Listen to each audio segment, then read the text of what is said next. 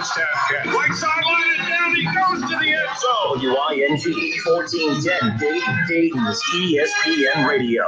It's the Justin Kinner Show, live here on ESPN Dayton, 1410 Wing AM. Tweet the show at 1410 Kinner or give us a call at 457-9464. We now send you to the Wing Studios in Kettering. Here's your host, Justin Kinner.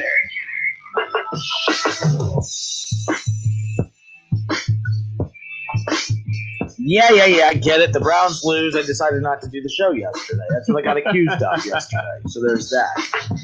Welcome in, everybody. The drive, the fumble, the touchback. We welcome you into the Justin Kinner Show with Kevin Nash on 1410 ESPN Radio. I hope everyone had a great weekend.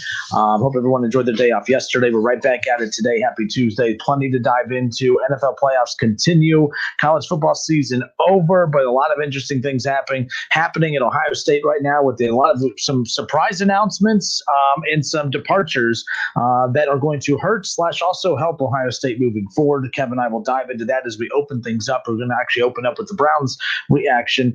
Cincinnati Bengals off season, we can now transition into that to give that more attention. We'll talk some college basketball, Cincinnati Reds. I mean, we're right now at the point of the year, Kev, where everything officially opens up because it's just a bunch of things combined right now as we are officially rolling. And again, I hope you had a good couple days off, Kev. I'm sure you had a good Sunday.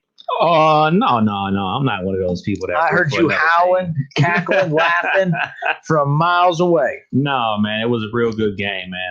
I'm only here for entertainment purposes. Once my team is out of it, I just want to be entertained and want to have a good game, and that's what we got on Sunday.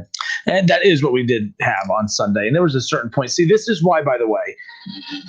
This is why I like being a fan of bad teams. Is because excuse me, because the feeling I had on Sunday was a feeling that I don't like feeling. It's that anger. It's that anger I had. Like Ohio State in the playoffs drives me nuts when they lose. Hold on. I'm sorry. I gotta interrupt you, man. We got to do this once and for all. You're a fan of bad teams, so you're a fan of the Cleveland Browns. Overall, for the last 20 years, they've been bad. Yep. You're a fan of who in the NBA? The NBA, I told you before, Lakers, but not necessarily. I'm not like a diehard Laker. That's my team that I choose to watch, but like I'm a LeBron fan. Like I follow players more than I follow teams in the NBA. So you're 31 years old, right? Yeah. So they've won 5 championships in your lifetime. I mean, but you're dissecting this too deep. Like, hear me out. Like with the Browns, there's a certain point of the season where you just accept, okay, they had some fun games. They won a few, but they're not in the play. Then they make the playoffs. Then you're like, oh, you know what? They at least made the playoffs. Who cares? Then they beat Pittsburgh. I'm like, well, damn, they beat Pittsburgh. They can beat Kansas City. They can beat Kansas City. Score a lot closer than what the game actually felt. A lot of weird things happening in that game that we're going to, of course, get into. But the Cleveland Browns go down at the hands of the Kansas City Chiefs 22-17. Here's what I don't want to hear on today's show. I don't want to hear a word about the touchback rule.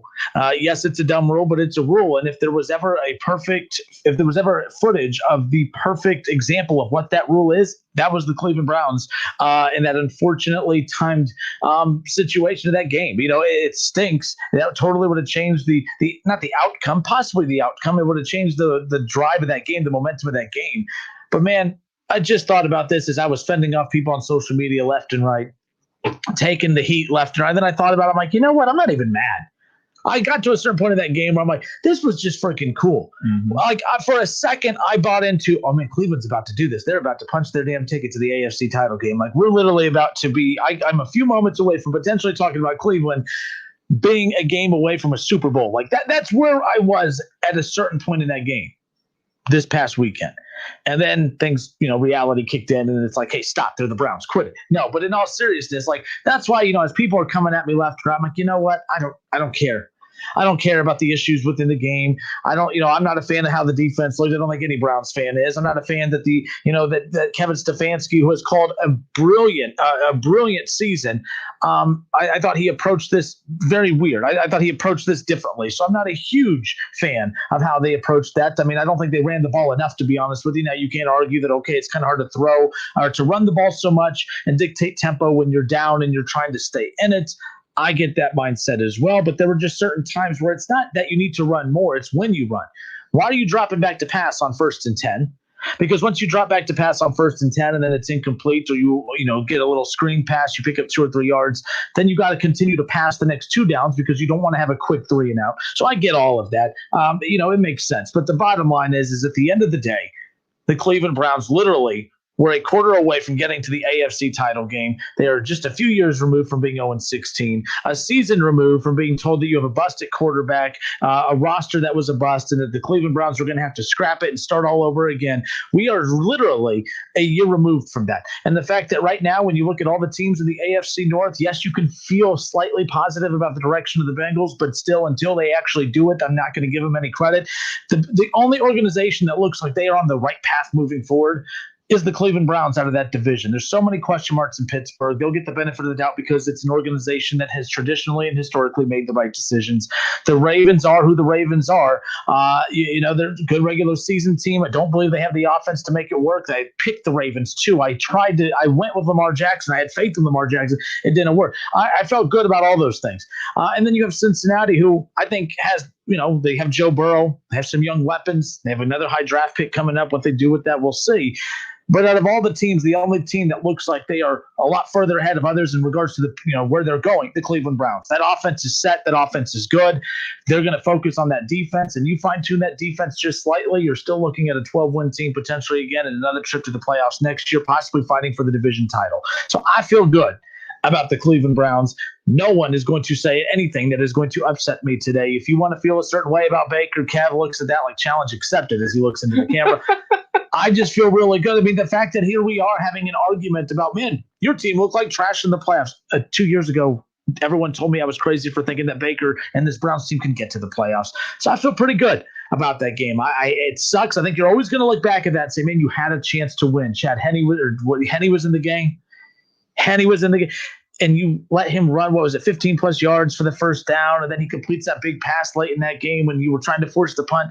So many things happen that those guys aren't going to sleep well at night, re-imaging those things in their heads. But at the end of the day, Cleveland was in the playoffs. The Browns were in the playoffs. They competed in the playoffs, and that's all you can ask for. You got knocked out by the Chiefs. I'll take that. I'll take that over being knocked out by a bad Steelers team or anyone else that could have been knocked out by. So I feel pretty good. Go ahead. Try to upset me today, Kev. I dare you. I'm not trying to upset you. I took 2 blood pressure pills today. I feel pretty good. I never try to upset you. I just state my opinion. First off, of your opinion, man. We have a good conversation about lots of sports, man. You and I were talking off the mic before the show started, and we differ on how the Browns defense played. You think the Browns defense was terrible. Everyone does, except you, but that's fine. I personally think that the Browns defense was the best unit on the field.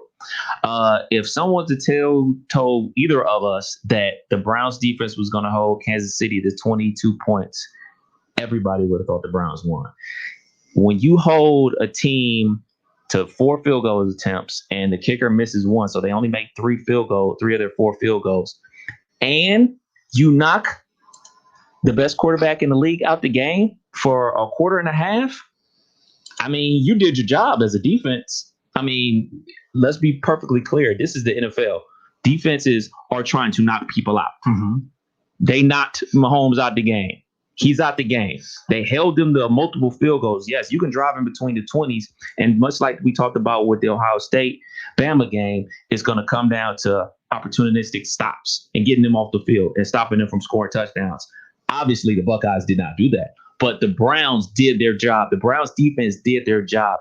For a team like the Cleveland Browns, especially offensively, where they had the most 40 points scoring games this season, I was expecting them to put up more points than that on offense.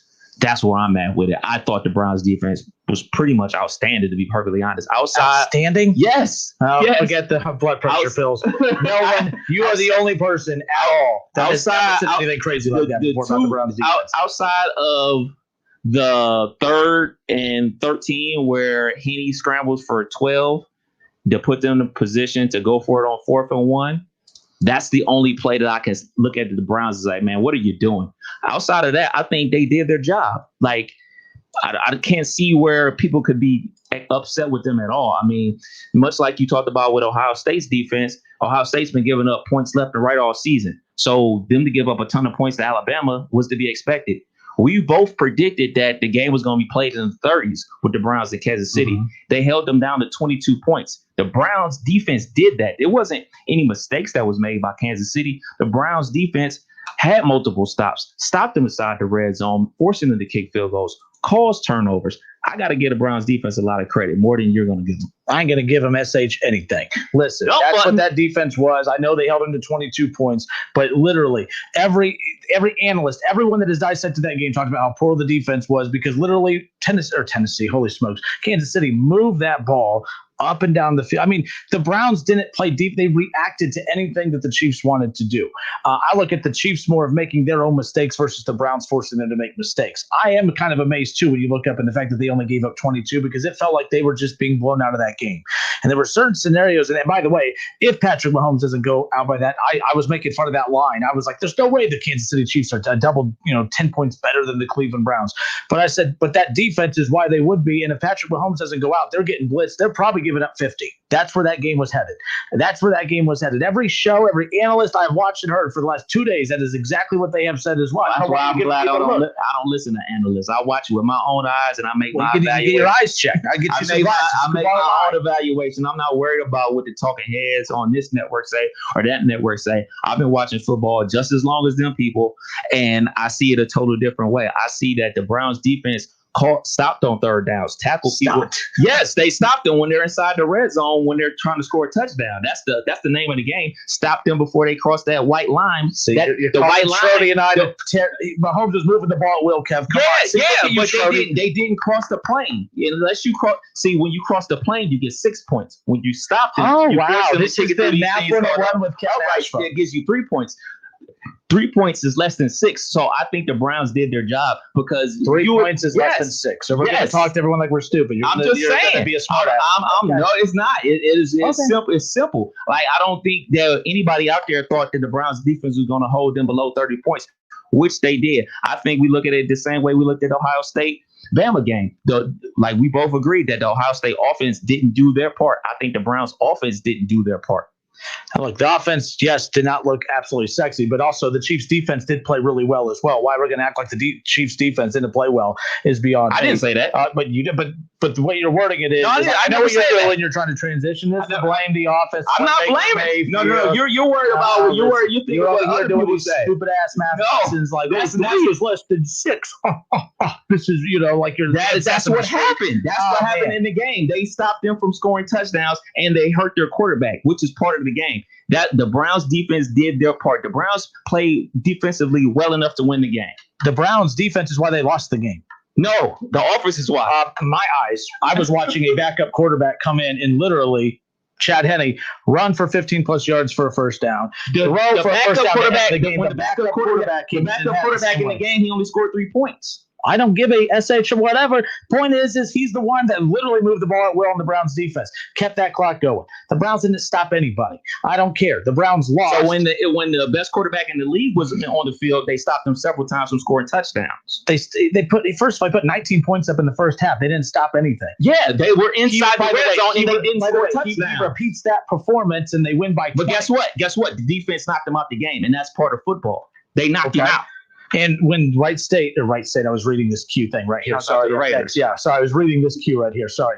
But when the Cleveland Browns, had opportunities to get key stops, they couldn't get key stops. They allowed the clock to keep moving. You literally let Chad Henne win that game. Chad Henne won that game for the Kansas City Chiefs because the Browns defense is garbage. It is. It is. I don't get it. I'm not even trying to give you a shout. I think they did. I think the Browns defense did enough to win. They did enough to win. I'll give you that, but they still are the reason they lost. Like that defense. I mean, how do you let him run on you like that towards the end? That's on the defense. It wasn't like Lamar Jackson made that play. It wasn't like any athletic quarterback made that. We're talking about Chad Henne, who could barely move in the pocket, made that play. I mean, nobody saw that coming. I did. I'm like, we're still screwed. We ain't gonna get this stopped. Like every Browns fan out there. No, nobody saw that coming. Chad Henne ain't moved that much since his freshman year at Michigan. First of all, we can stop this argument. You want to know why you're wrong? You want to know? Oh boy. Because Shaw says he agrees with you, Kev. That's exactly why you should know right there. The second that Shaw agrees with you, you should know you were wrong. All right. And then Chris Schlop says, if you can't score more than 22 points, you deserve to lose. Normally, I would give that some kind of attention, but because all you like to do is find reasons to crap all over the Browns, Chris, I'm just going to move on from that comment. David Shaw says, no, because your head coach was a coward and didn't go for it at 4:30 on the clock. And No. It was 4th and 8. You punt that. So, and by the, I didn't have a problem with punting that too, because you should have had enough faith in your defense to be able to get a stop against freaking Henning. It's 4th and 8. You punt the ball. That's what you do. You punt the ball. That was a smart move. They just didn't come through. I mean, that type of thing happens. I mean, draws a lot of parallels to a lot of other games. Several, I think it was 2 screen passes where Nick Chubb dropped two screen passes. Like watching he would have been the Clemson game from last year for Ohio State. It was J.K. Dobbins all over again. He definitely would have been out the gate. Like, and don't get me wrong, I'm not trying to put this on Baker. I'm just saying that, there's instances where those 2 drop screen passes by Nick Chubb. There's other plays throughout the game where they didn't do anything on offense. I know people are going to talk about Baker's interception. Well, guess what? The defense forced a punt off of that interception. There was no points put on the board. So those type of things, everything happens for a reason. Everything has a cause and effect.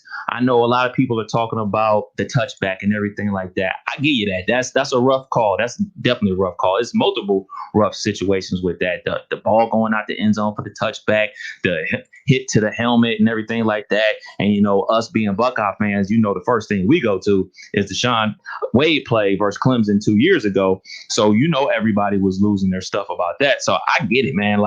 But like I always say, man, all these plays that happen, you still have an opportunity to win the game. And the Browns still have multiple chances to win the game. So it was just a good game, man. Yeah, at the end of the day, once my anger kind of calmed down after, I'm like, dude, that was cool. That was cool. I'm mad that it's over. But I think my biggest takeaway from that game is always going to be the Browns squandered an opportunity. It's not often when you run into a team like Kansas City and have their quarterback be out for an entire half. And you're within striking distance. Like that, I'm always going to look back and say, man, you had your shot, and they blew it. The offense was not as explosive as I counted on them to be. It's strange because I'm not doing this because I'm a, big Baker Mayfield fan. I didn't think he had a great game, but I don't think he had a bad game either. I thought he made some throws on the move. I thought he made some throws in the pocket. He connected with some guys down the field that I was like, man, those are some good ass throws. The difference between Baker and Mahomes' throws were every completion that Baker made, there was a defensive back on the tail of the receiver. There was the most wide open receivers he had were those Nick Chubb drops. Mm-hmm. You know what I mean? Baker was making tough throws in tough pockets, and he won't get credit for that because bottom line, people were just waiting for Baker to make a mistake. He throws an interception, which, you can't throw interceptions, but it's his second interception in 2 months. Whatever. It is what it is. Bottom line is I expected more from the offense. Kareem Hunt, only 6 carries, only 13 carries for Nick Chubb. I just thought that should have been more, higher, but I do understand those that say, well, listen, if you look at the fact that they're behind, it's tough to run. But as I said earlier, just to repeat this one more time, it's not the carries necessarily, but it's the timing in which Stefanski went to the run. Why would you not run on 1st and 10 every time Kev just set the tone for that drive? He dropped back. They went back and did a chart. I think they had 12 first downs, and on 2 of those first downs, they handed the ball off. On the other 10, they dropped back. I would like that was my problem. I would like to see if they have a breakdown of those first down plays or play action, because on first down, those are good passing downs because they have to respect both the run and the pass. So if they're play action passes off of that, I have no problem with it. If they're straight dropbacks, then I would see somebody's point.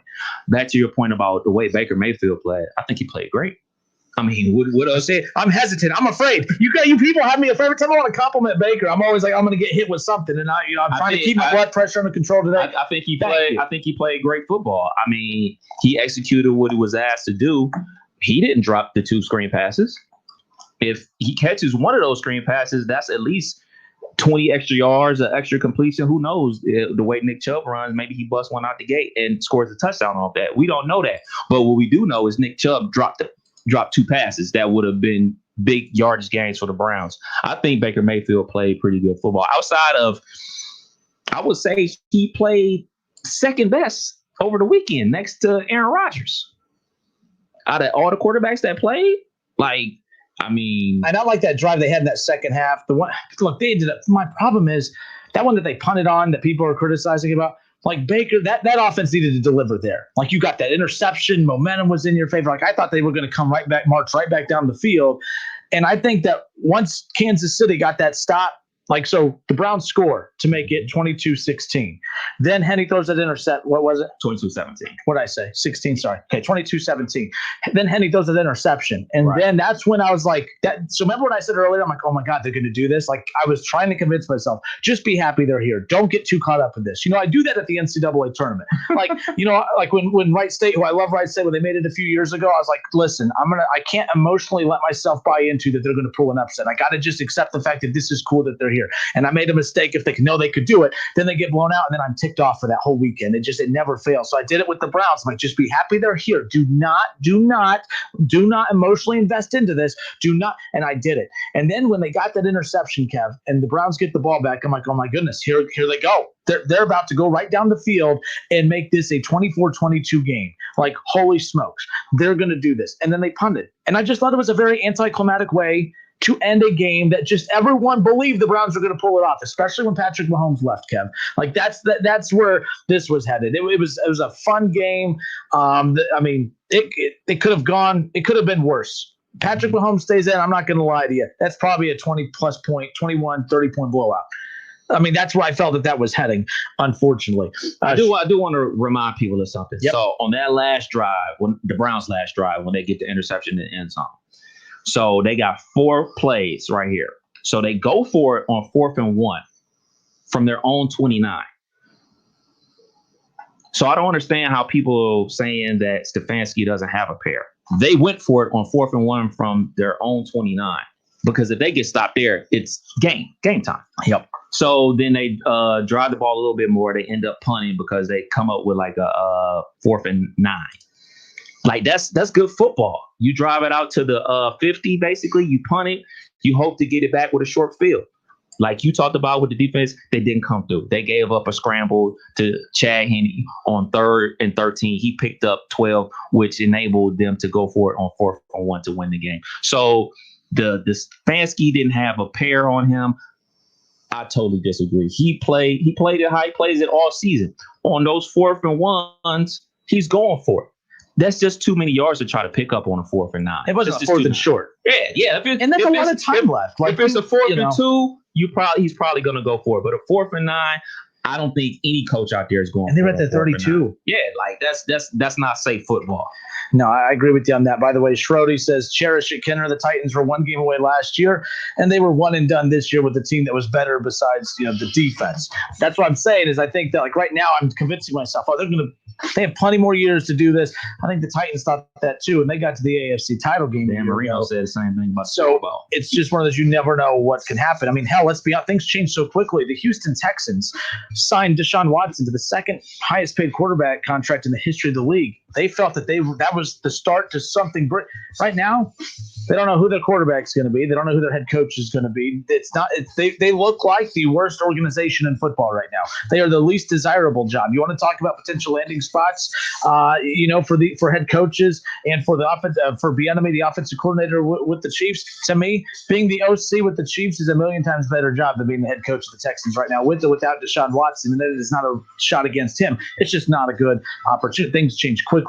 David Baker on Facebook says the biggest problem with the Browns defense is their lack of contain on the ends, especially Garrett's side. Kansas City continuously exploited the ends. Absolutely. I mean, I know what you're saying about the points. I know exactly what you're saying. And if I was probably critiquing any other team, I would probably give that to you, because the problem is when I watch the Chiefs move the ball well, every complaint, I keep bringing the parallels with the national title game in. Like, the biggest complaint about the Buckeyes was like, Bama's not even earning these yards. They're literally wide open every time. And that's what the Chiefs are doing to the Browns. So it's that type of thing where it's like, man, they didn't even look tired. They were just marching the ball down the field at will. They didn't even have to earn any of those yards. And that's not a shot at them because they're that good. But I'm like, if they're that good, make it more difficult.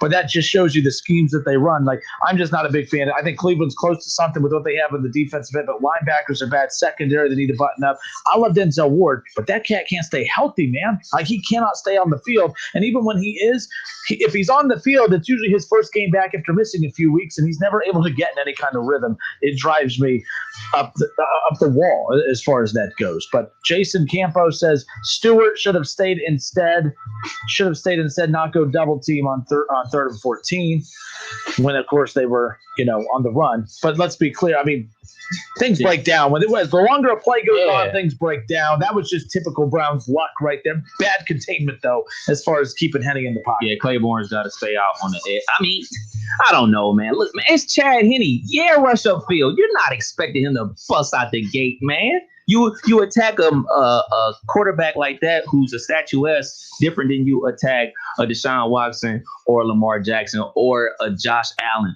Like, you rush up the field, you try to sack the quarterback. You not like, yeah, it looks horrible. Yes, I can't make no excuse about it. It looks horrible. It's like, what is going on here? Because obviously the linebackers are dropping the coverage. Like, all right, we're gonna protect this 13 yards. So they're super out of there, and everybody turns their back because they're basically in man-to-man coverage.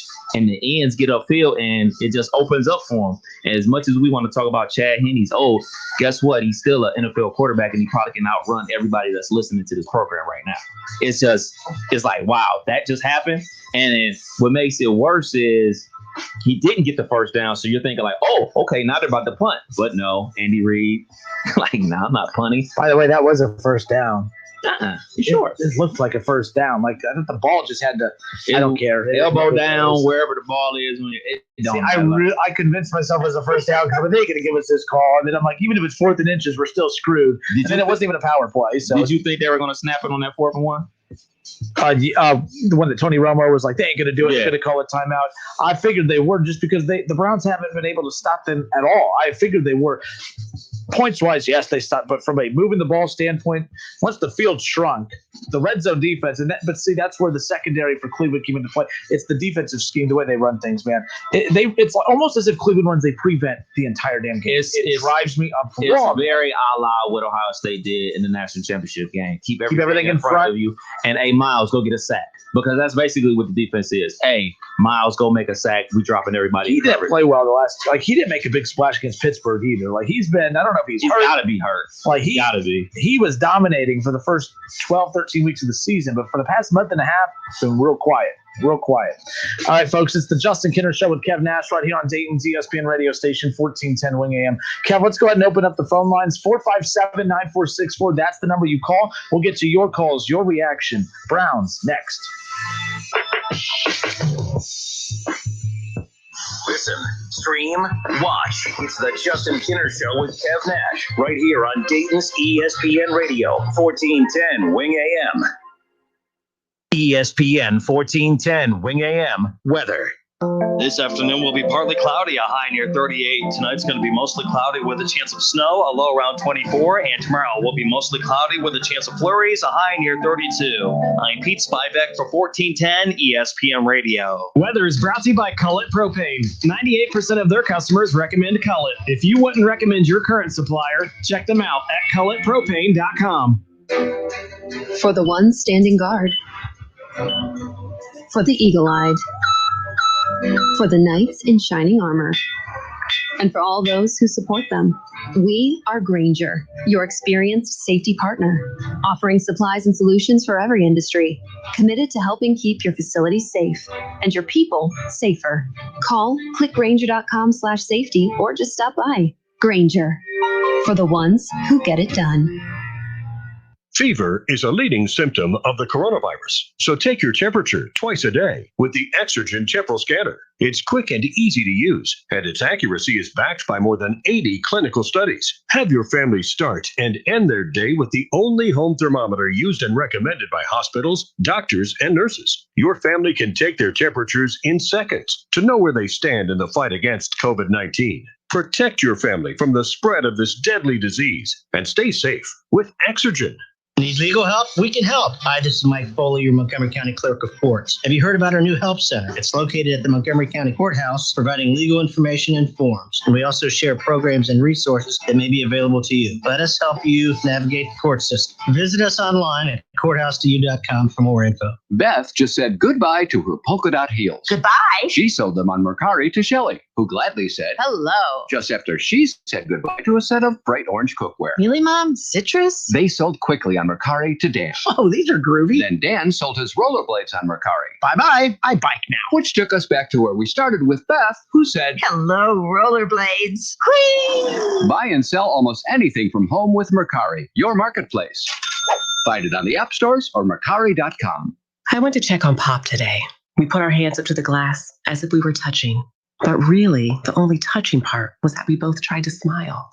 That's no way to say hello or goodbye. COVID-19 vaccines are here, but until enough of us are vaccinated, we'll all still need to help slow the spread. Keep a 6-foot distance, wear a mask, and avoid indoor social gatherings. Learn more about vaccines and slowing the spread at cdc.gov/coronavirus. Brought to you by the U.S. Department of Health and Human Services. Have big plans for your laundry room? So does Lowe's. Right now, save big on a Samsung large capacity top load washer and dryer that was $949 and now is just $679 each. Samsung's newest washing machine comes in a stylish champagne finish and has more capacity for large loads to cut down on wash time. And with the innovative Samsung dryer, set sensor dry to help dry clothes more evenly. Shop at Lowe's now with free delivery. Valid through 1/20, U.S. only. The thing about the Home and Auto Bundle from Progressive is that by now you've heard a lot of ads about the Home and Auto Bundle from Progressive. We don't even need the words the Home and Auto Bundle anymore to tell you that you could save big with a ring-tailed lemur from Progressive, or that every hot peach cobbler comes with round-the-clock service and protection. And that's the thing about the goat with magic powers. You've heard a lot of ads about the sushi in Vancouver. See how much you could save with the Home and Auto Bundle with the Shaman in the Jungle from Progressive. Progressive Casualty Insurance Company, affiliates, and other insurers. Bundle discount not available in all states or situations. My name is Cade Courtley, and this is my new show, Can You Survive This Podcast? I'll be drawing on my years as a former Navy SEAL platoon commander, sniper, and CIA contractor. The show is designed to teach you techniques that will increase your chances of survival if you happen to find yourself or your family in any life-threatening disaster scenario imaginable. Subscribe and listen for free on Apple Podcasts. Can you survive this podcast? Hey, I'm Andy. If you don't know me, it's probably because I'm not famous. But I did start a men's grooming company called Harry's. The idea for Harry's came out of a frustrating experience I had buying razor blades. Brands were overpriced, overdesigned, and out of touch. At Harry's, our approach is simple. Here's our secret. We make sharp, durable blades and sell them at honest prices for as low as $2 each. We care about quality so much that we do some crazy things, like buy a world-class German blade factory. Obsessing over every detail means we're confident in offering a 100% quality guarantee. Millions of guys have already made the switch to Harry's, so thank you if you're one of them. And if you're not, we hope you give us a try with this special offer. A Harry's starter set with a 5-blade razor, weighted handle, shave gel, and a travel cover. All for just $3 plus free shipping. Just go to harrys.com and enter 6677 at checkout. That's harrys.com, code 6677. Enjoy. Make it a new family habit to take your temperature with the Exergen Temporal Scanner before dinner and in the morning. It's the #1 thermometer used and recommended by hospitals, doctors, and nurses. Hey everybody, it's Stephen A. Smith, and everyone knows my feelings on Cowboys fans. But really, Justin Kenner, you're a Cowboys fan and a Browns fan? Good Lord have mercy. I don't know what the hell to do with y'all. I really don't. It's the Justin Kenner Show with Kev Nash. Weekdays from 3 to 6 p.m. on 1410 ESPN Radio. Whether you're at home, at work, or in your car, tune in to ESPN 1410 Wing AM or stream us live at wingam.com.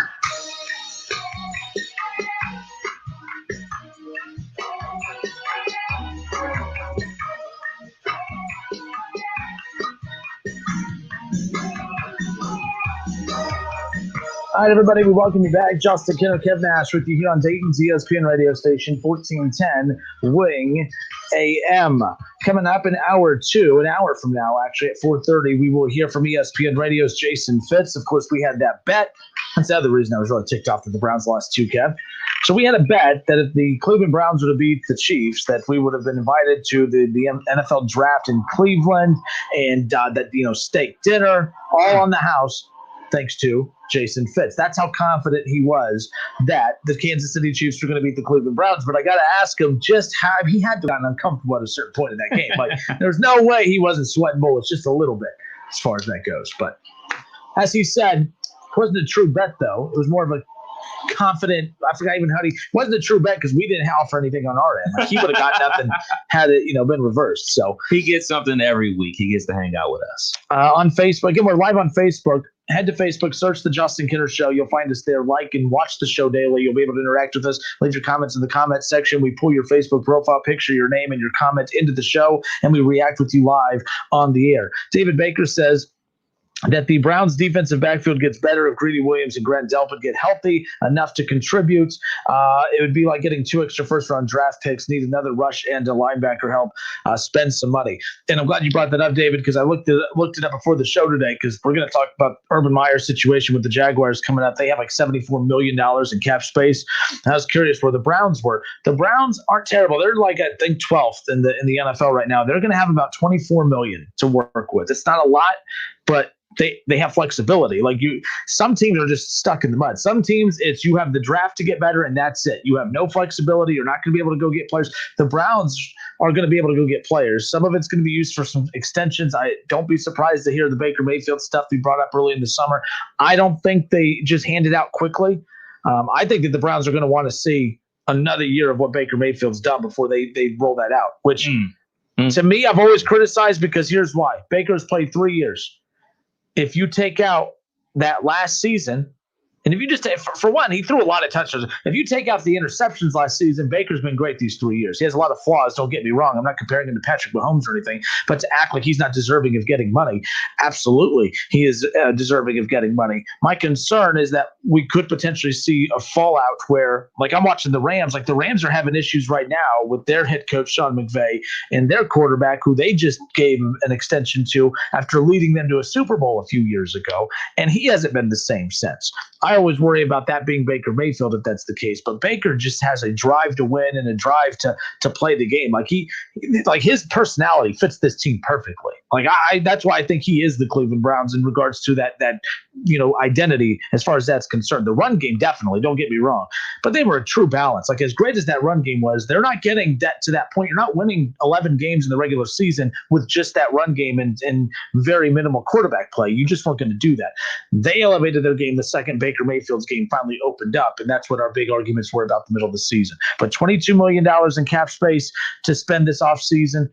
It is weird seeing them pick. They have like the 26th. They have the 26th pick in the NFL draft, I believe, is what I saw earlier today. It's going to be weird not circling the top of the board, looking to see who they're going to take. But that's the thing about this is you can actually get really, really good players more at the back half.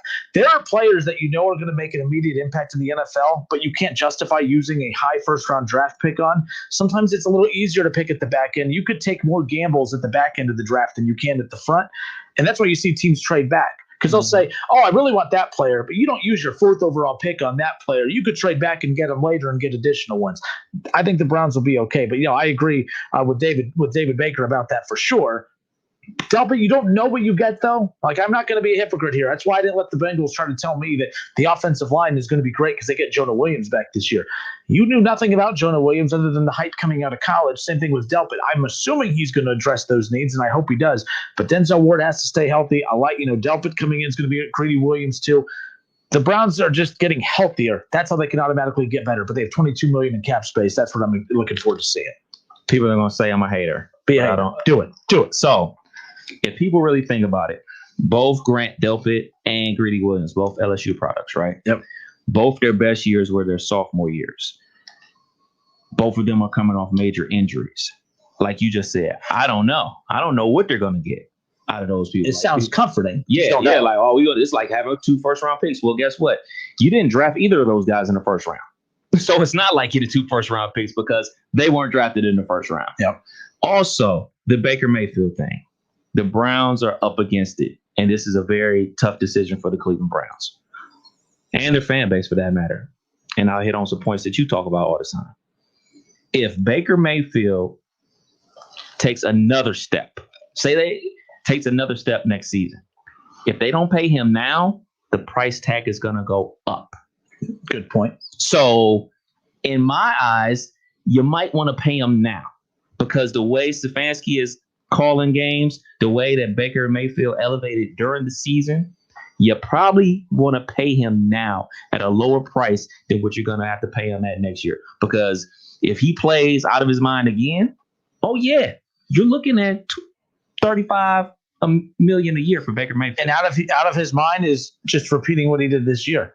All he has to do is do what he did this year. And I'm not talking about the middle of the year. I'm talking about this back half where he doesn't turn the ball over, throws for 270 plus yards a game, and throws for 2 to 3 touchdowns a game. That's like Patrick Mahomes is great. Yeah. You want that. You aspire to get that. Those guys aren't floating around out there. Baker is above is what That's you the going aspire rate. That's the going rate. So, now, it ain't even that. Say he's exactly how he was last year. But those passes that he missed in the end zone to wide open guys, he hits those now. So instead of at 26 touchdowns, he's at 32.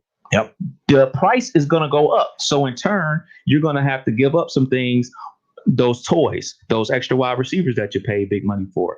The running back situation is going to have to change. The offensive line situation is going to have to change. So if I'm a Cleveland Browns fan, I'm thinking the beneficial thing to do is pay him now at a lower price. And then plus, if things don't go his way, things don't go to Cleveland Browns' way, you can get out of that contract a lot easier than you would a bigger contract in the future. like what Houston's going through right now. Right. Like that's why they're in trouble. Like that's why Houston's in trouble. We'll get into that topic coming up here in a moment. But 457-9464. The other thing to look out for, Browns fans, what could be next on the horizon, Nick Chubb holdout. Nick Chubb could hold out and want his money because Nick Chubb's looking at it and saying, man, Baker's going to want his money. I want my money. Myles Garrett already got his money. Denzel Ward's going to be asking for some money too. And Kareem Hunt got his money. Now, we're not talking Kareem Hunt money on the same level as those guys, but Kareem Hunt's locked up for a couple.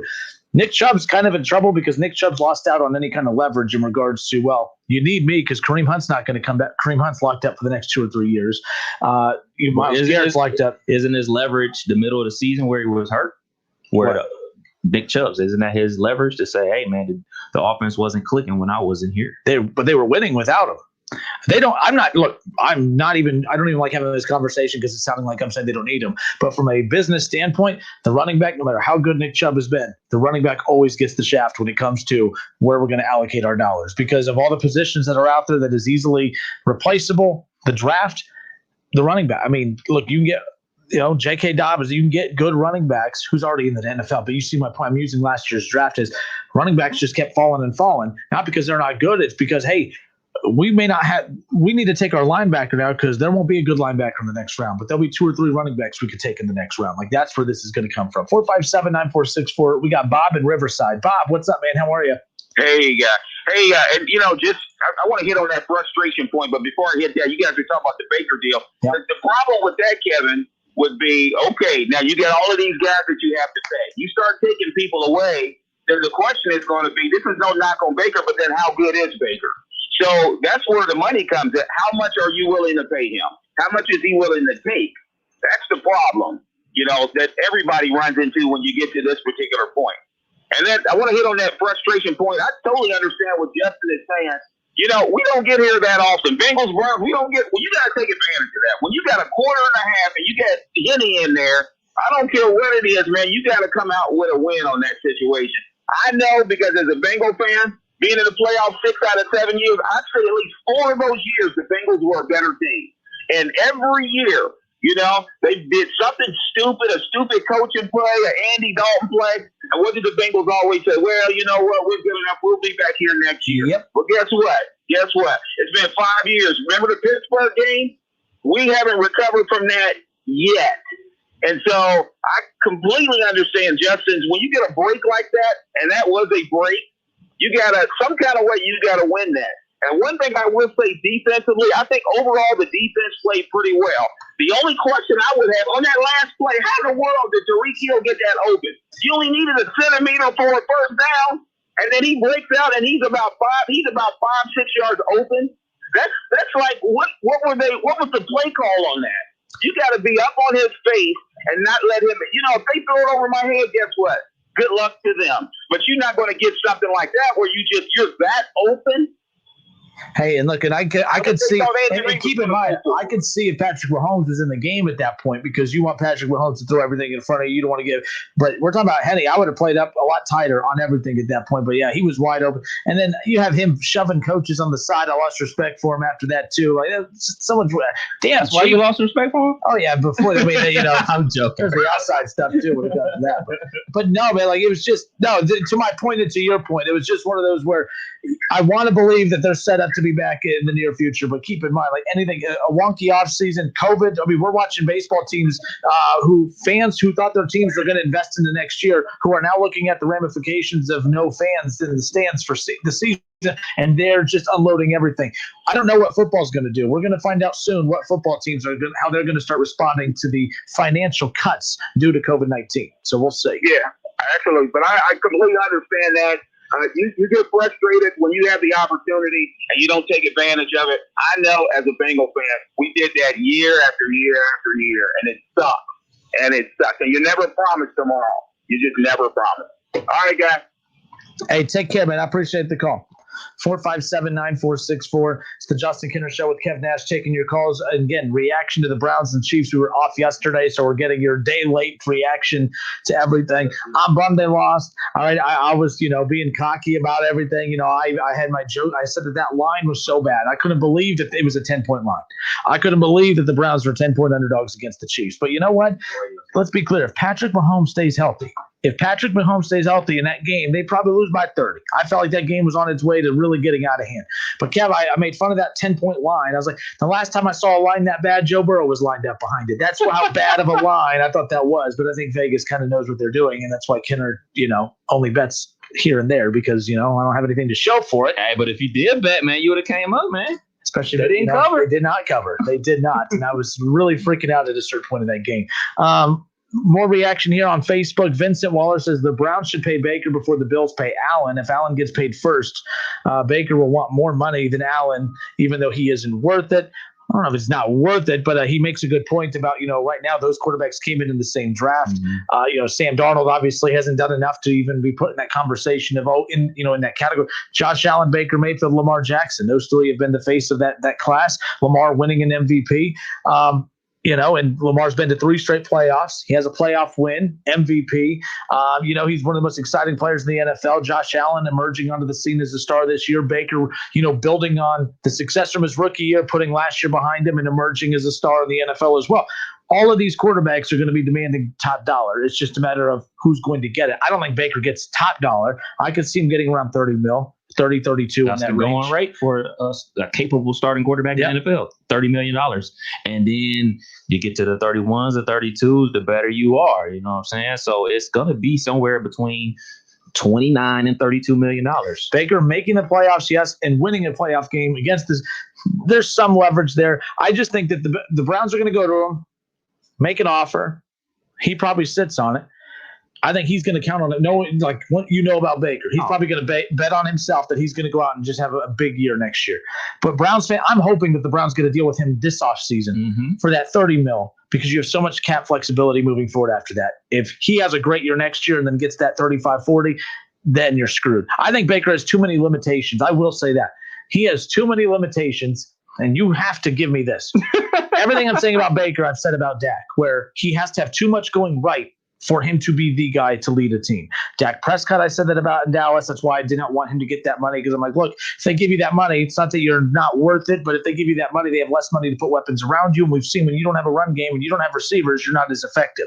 So you have a run game, you have receivers now because you're on a rookie deal. But the second that deal's done, those toys get taken away. That's what I'm concerned about. That's why Jared Goff looks the way he does. The second he got his money, they took weapons away. He doesn't have Todd Gurley, okay? He doesn't have his star wide receivers, and he hasn't looked the same since. Well, Cooper Kupp was one of his big-time guys who can't stay healthy now, and they gave him a contract extension and all. But he's just not efficient. He's throwing interceptions now. Yeah. He's just not the guy that they initially thought they were giving the money to, but it's easier to look like that guy when you have everyone around. But their offensive line was better too. That's the big point. But that's the going rate. Like if you're a starting quarterback in the NFL, that's the rate. I don't think that the money is the necessary problem. I think the salary cap is the problem. Like we need flexibility of the salary cap. Like it shouldn't strap you because you pay your starting quarterback what he's deserved. Like it shouldn't. Like it's trying to set you up as a situation where like, all right, you pay your starting quarterback and now you have nothing.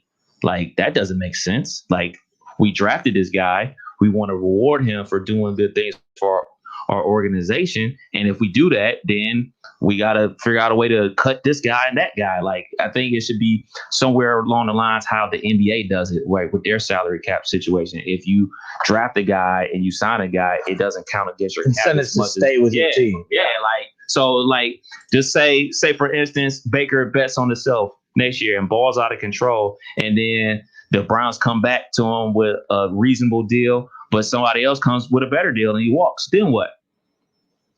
So people are going to crap on Baker Mayfield for walking? No, they should have paid him when they had the chance. And Baker Mayfield deserved to be paid anywhere between $29 and $32 million. He's a starting quarterback in the NFL, a competent starting quarterback at that. Not scratch that, not competent, a good starting quarterback in the NFL. 11 wins in the regular season, beat the Steelers in the playoffs. Time to cough up that money, man. He deserved to get paid. All right, Baker Mayfield getting paid this offseason. Who are the highest top 10 quarterbacks paid in the NFL this season? We'll compare him and what he would bring to the table versus what they bring to the table, and we'll talk about that on the other side. We'll switch gears to Urban Meyer and Jacksonville coming up around the corner. Ohio State, by the way, getting a ton of returning players, some key players leaving. But all of a sudden, Ohio State's season next year, last week when Kevin and I talked, we didn't know who was leaving, who was going. In hour two, we'll get into Ohio State. The puzzle's looking a little bit clearer now. The offense looks like it actually might be better next year, depending on one particular position, which we'll talk about coming up in hour number two. We'll discuss more. But the top 10 highest paid quarterbacks in the NFL today, Baker Mayfield, his payday is coming up.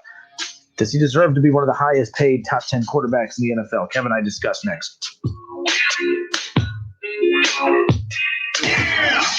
It's the Justin Kinner Show with Kev Nash on 1410 ESPN Radio. Finding great candidates to hire can be like, well, trying to find a needle in a haystack. Sure, you can post your job to some job board, but then all you can do is hope the right person comes along, which is why you should try ZipRecruiter for free at ZipRecruiter.com/news. ZipRecruiter doesn't depend on candidates finding you. It finds them for you. Its powerful technology identifies people with the right experience and actively invites them to apply to your job. You get qualified candidates fast. So while other companies might deliver a lot of hay, ZipRecruiter finds you what you're looking for. The needle in the haystack. See why 4 out of 5 employers who post a job on ZipRecruiter get a quality candidate within the first day. ZipRecruiter, the smartest way to hire. And now you can try ZipRecruiter for free. That's right, free at ZipRecruiter.com/free. That's ZipRecruiter.com/free. ZipRecruiter.com/free. It's time for some straight talk. Look, we all drop our phones. It happens. You fumble it, crack it, splash it. Well, Straight Talk Wireless now offers its new Platinum Unlimited plan that includes phone protection. Just $65 a month for unlimited talk, text, and data, plus 20 gigs of hotspot, 100 gigs of cloud storage, and more.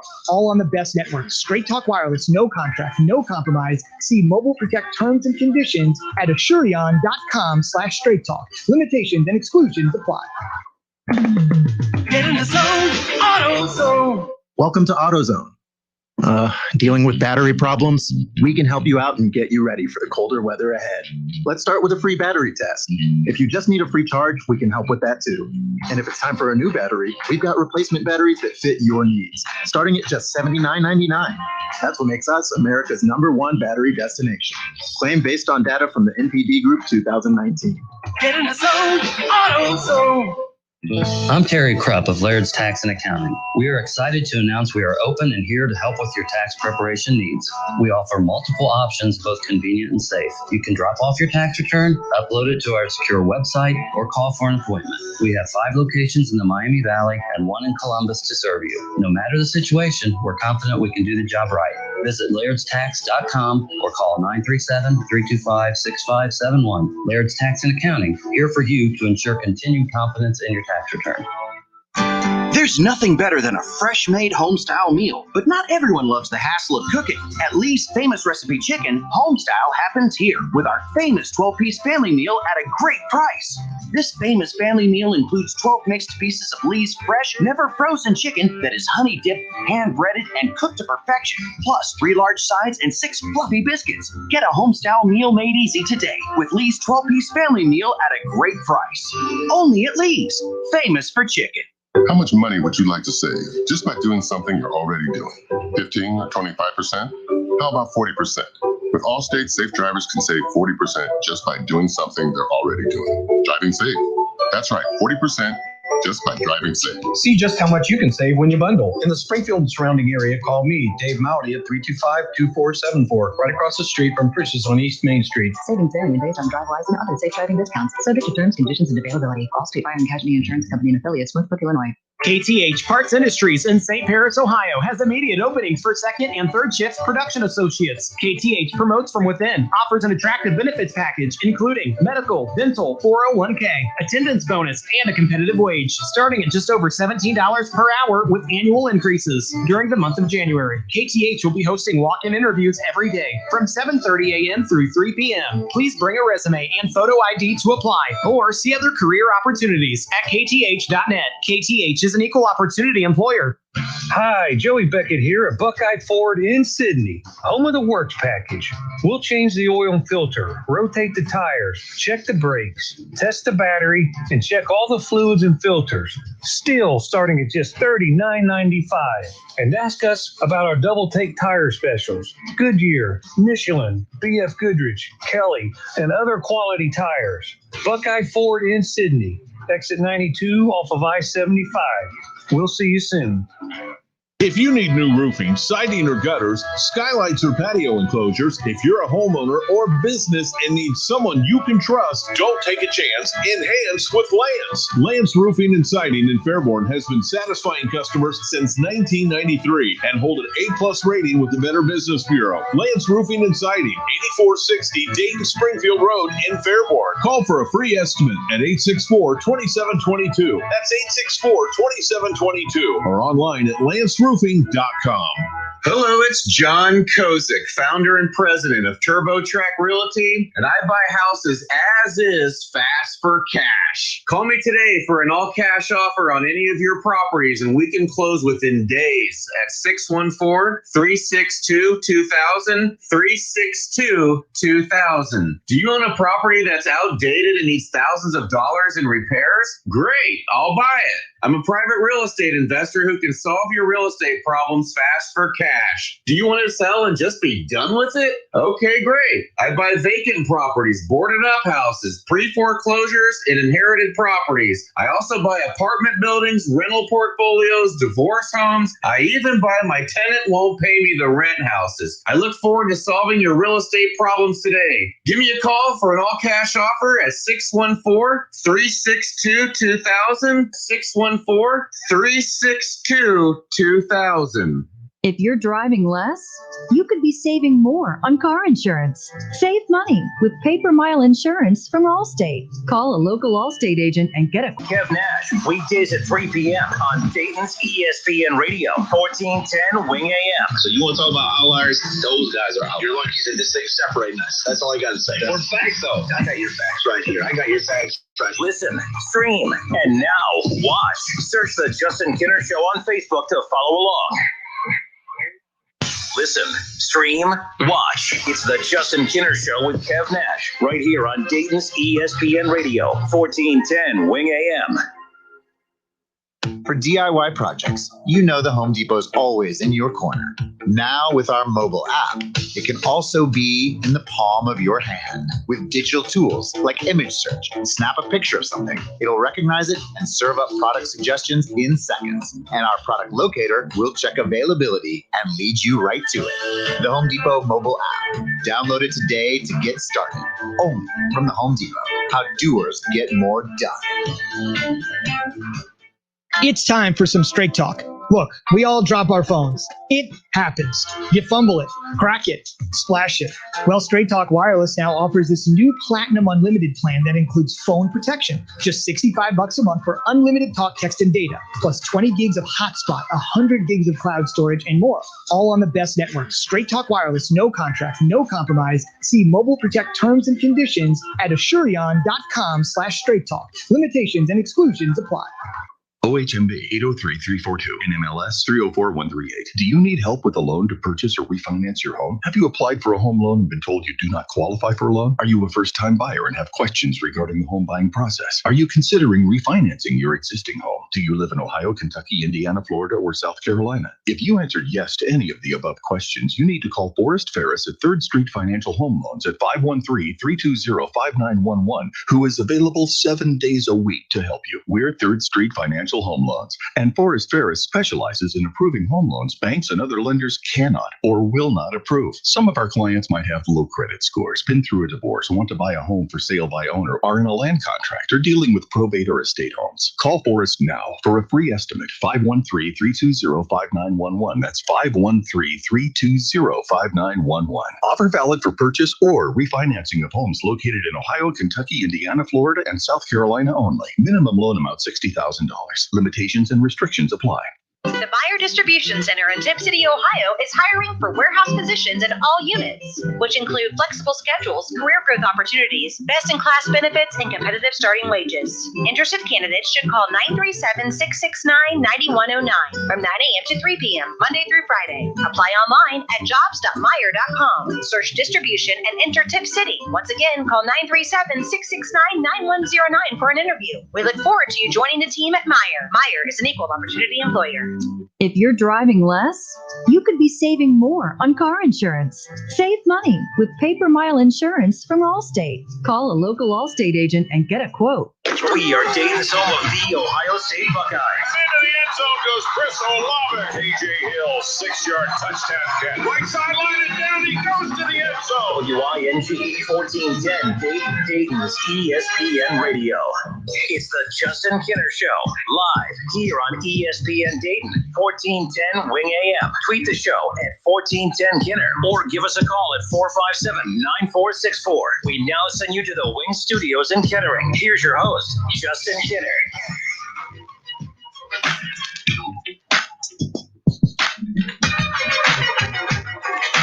Justin Kinner, Kev Nash, back with you here on Dayton's ESPN radio station, 1410 Wing AM. Well, it's interesting. We're just talking about cap space and everything along those lines.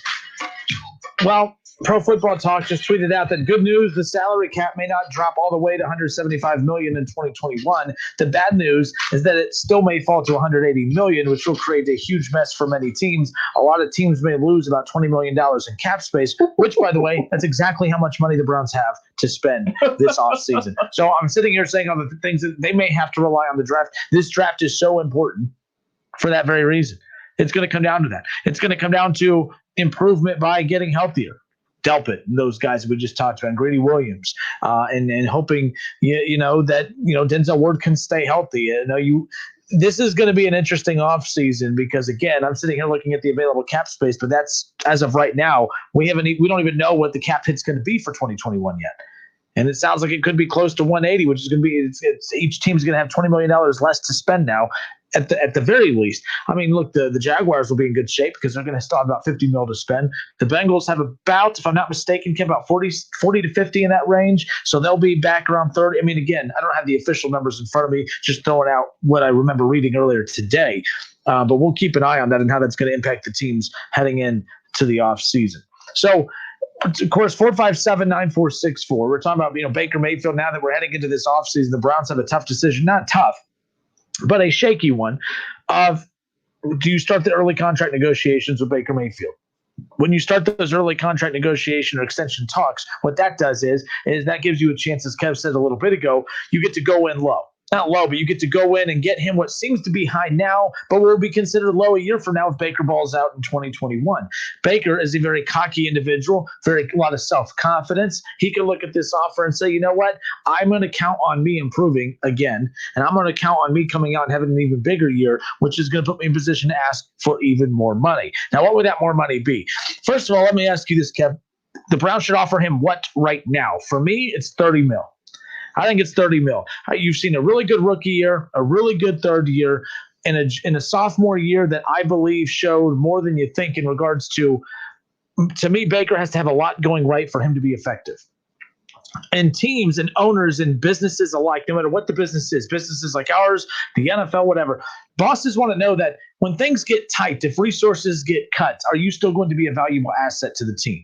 You know, we look at COVID as an example. How many in our industry especially, look at how many things got cut. We are bare bones here. We are doing everything we can, right? Like we have so many things that we are doing and using a million different things to put on this radio show every day.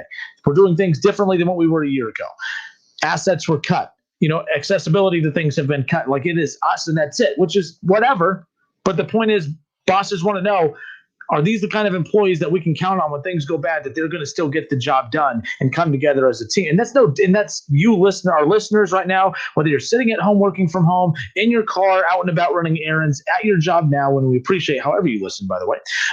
The bottom line is we all live in that world where do our bosses look at us and say, that guy, that gal can get it done when things get tight or when things are going well? There are some employees that only thrive when you have a company car and when you have, when everything's going perfect. You know what I mean? Then there's those who, man, if it ain't going their way, if things aren't fair for a week or two, they're not going to help you out at all. Unfortunately, that's Baker Mayfield, I think. Baker Mayfield needs that perfect offensive line. Baker Mayfield needs that perfect wide receiving core. He needs that perfect run game to be Baker Mayfield. He needs that perfect coach. Aaron Rodgers, he has been great even when the coach isn't right. He has been great when the receivers aren't right. He has been great.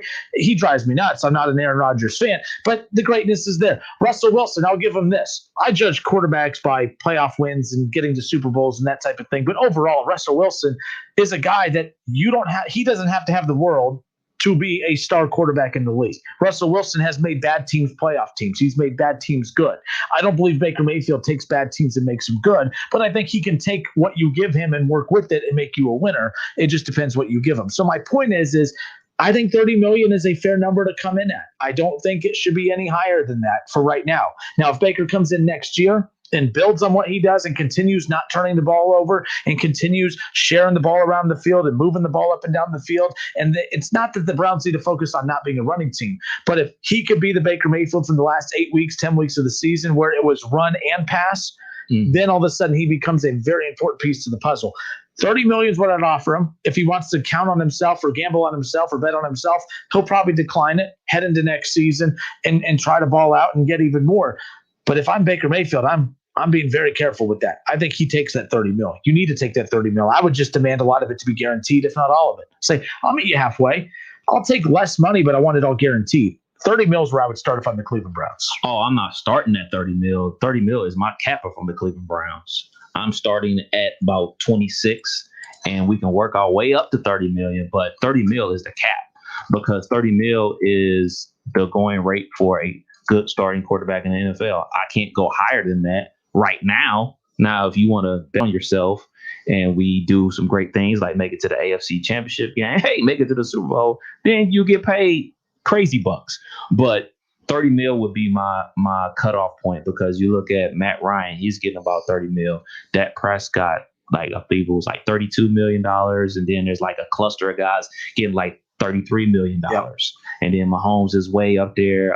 Big Ben's way up there for things that he did in his past. And obviously Deshaun Watson's up there as well. So I can't go as far as past $30 million right now. I think there's a lot of wiggle room in there with incentives, they make up contracts and everything like that for the Cleveland Browns sake. But if I'm Baker Mayfield, especially in a COVID year, I'm paying attention to every other player in the NFL, not even NFL, every other player that gets paid to play a sport. I'm looking at Major League Baseball.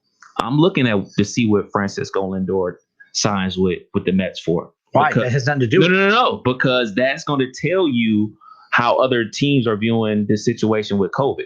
Because going into Francisco Lindor's free agency, everybody was talking about, oh man, he's going to get $300 million.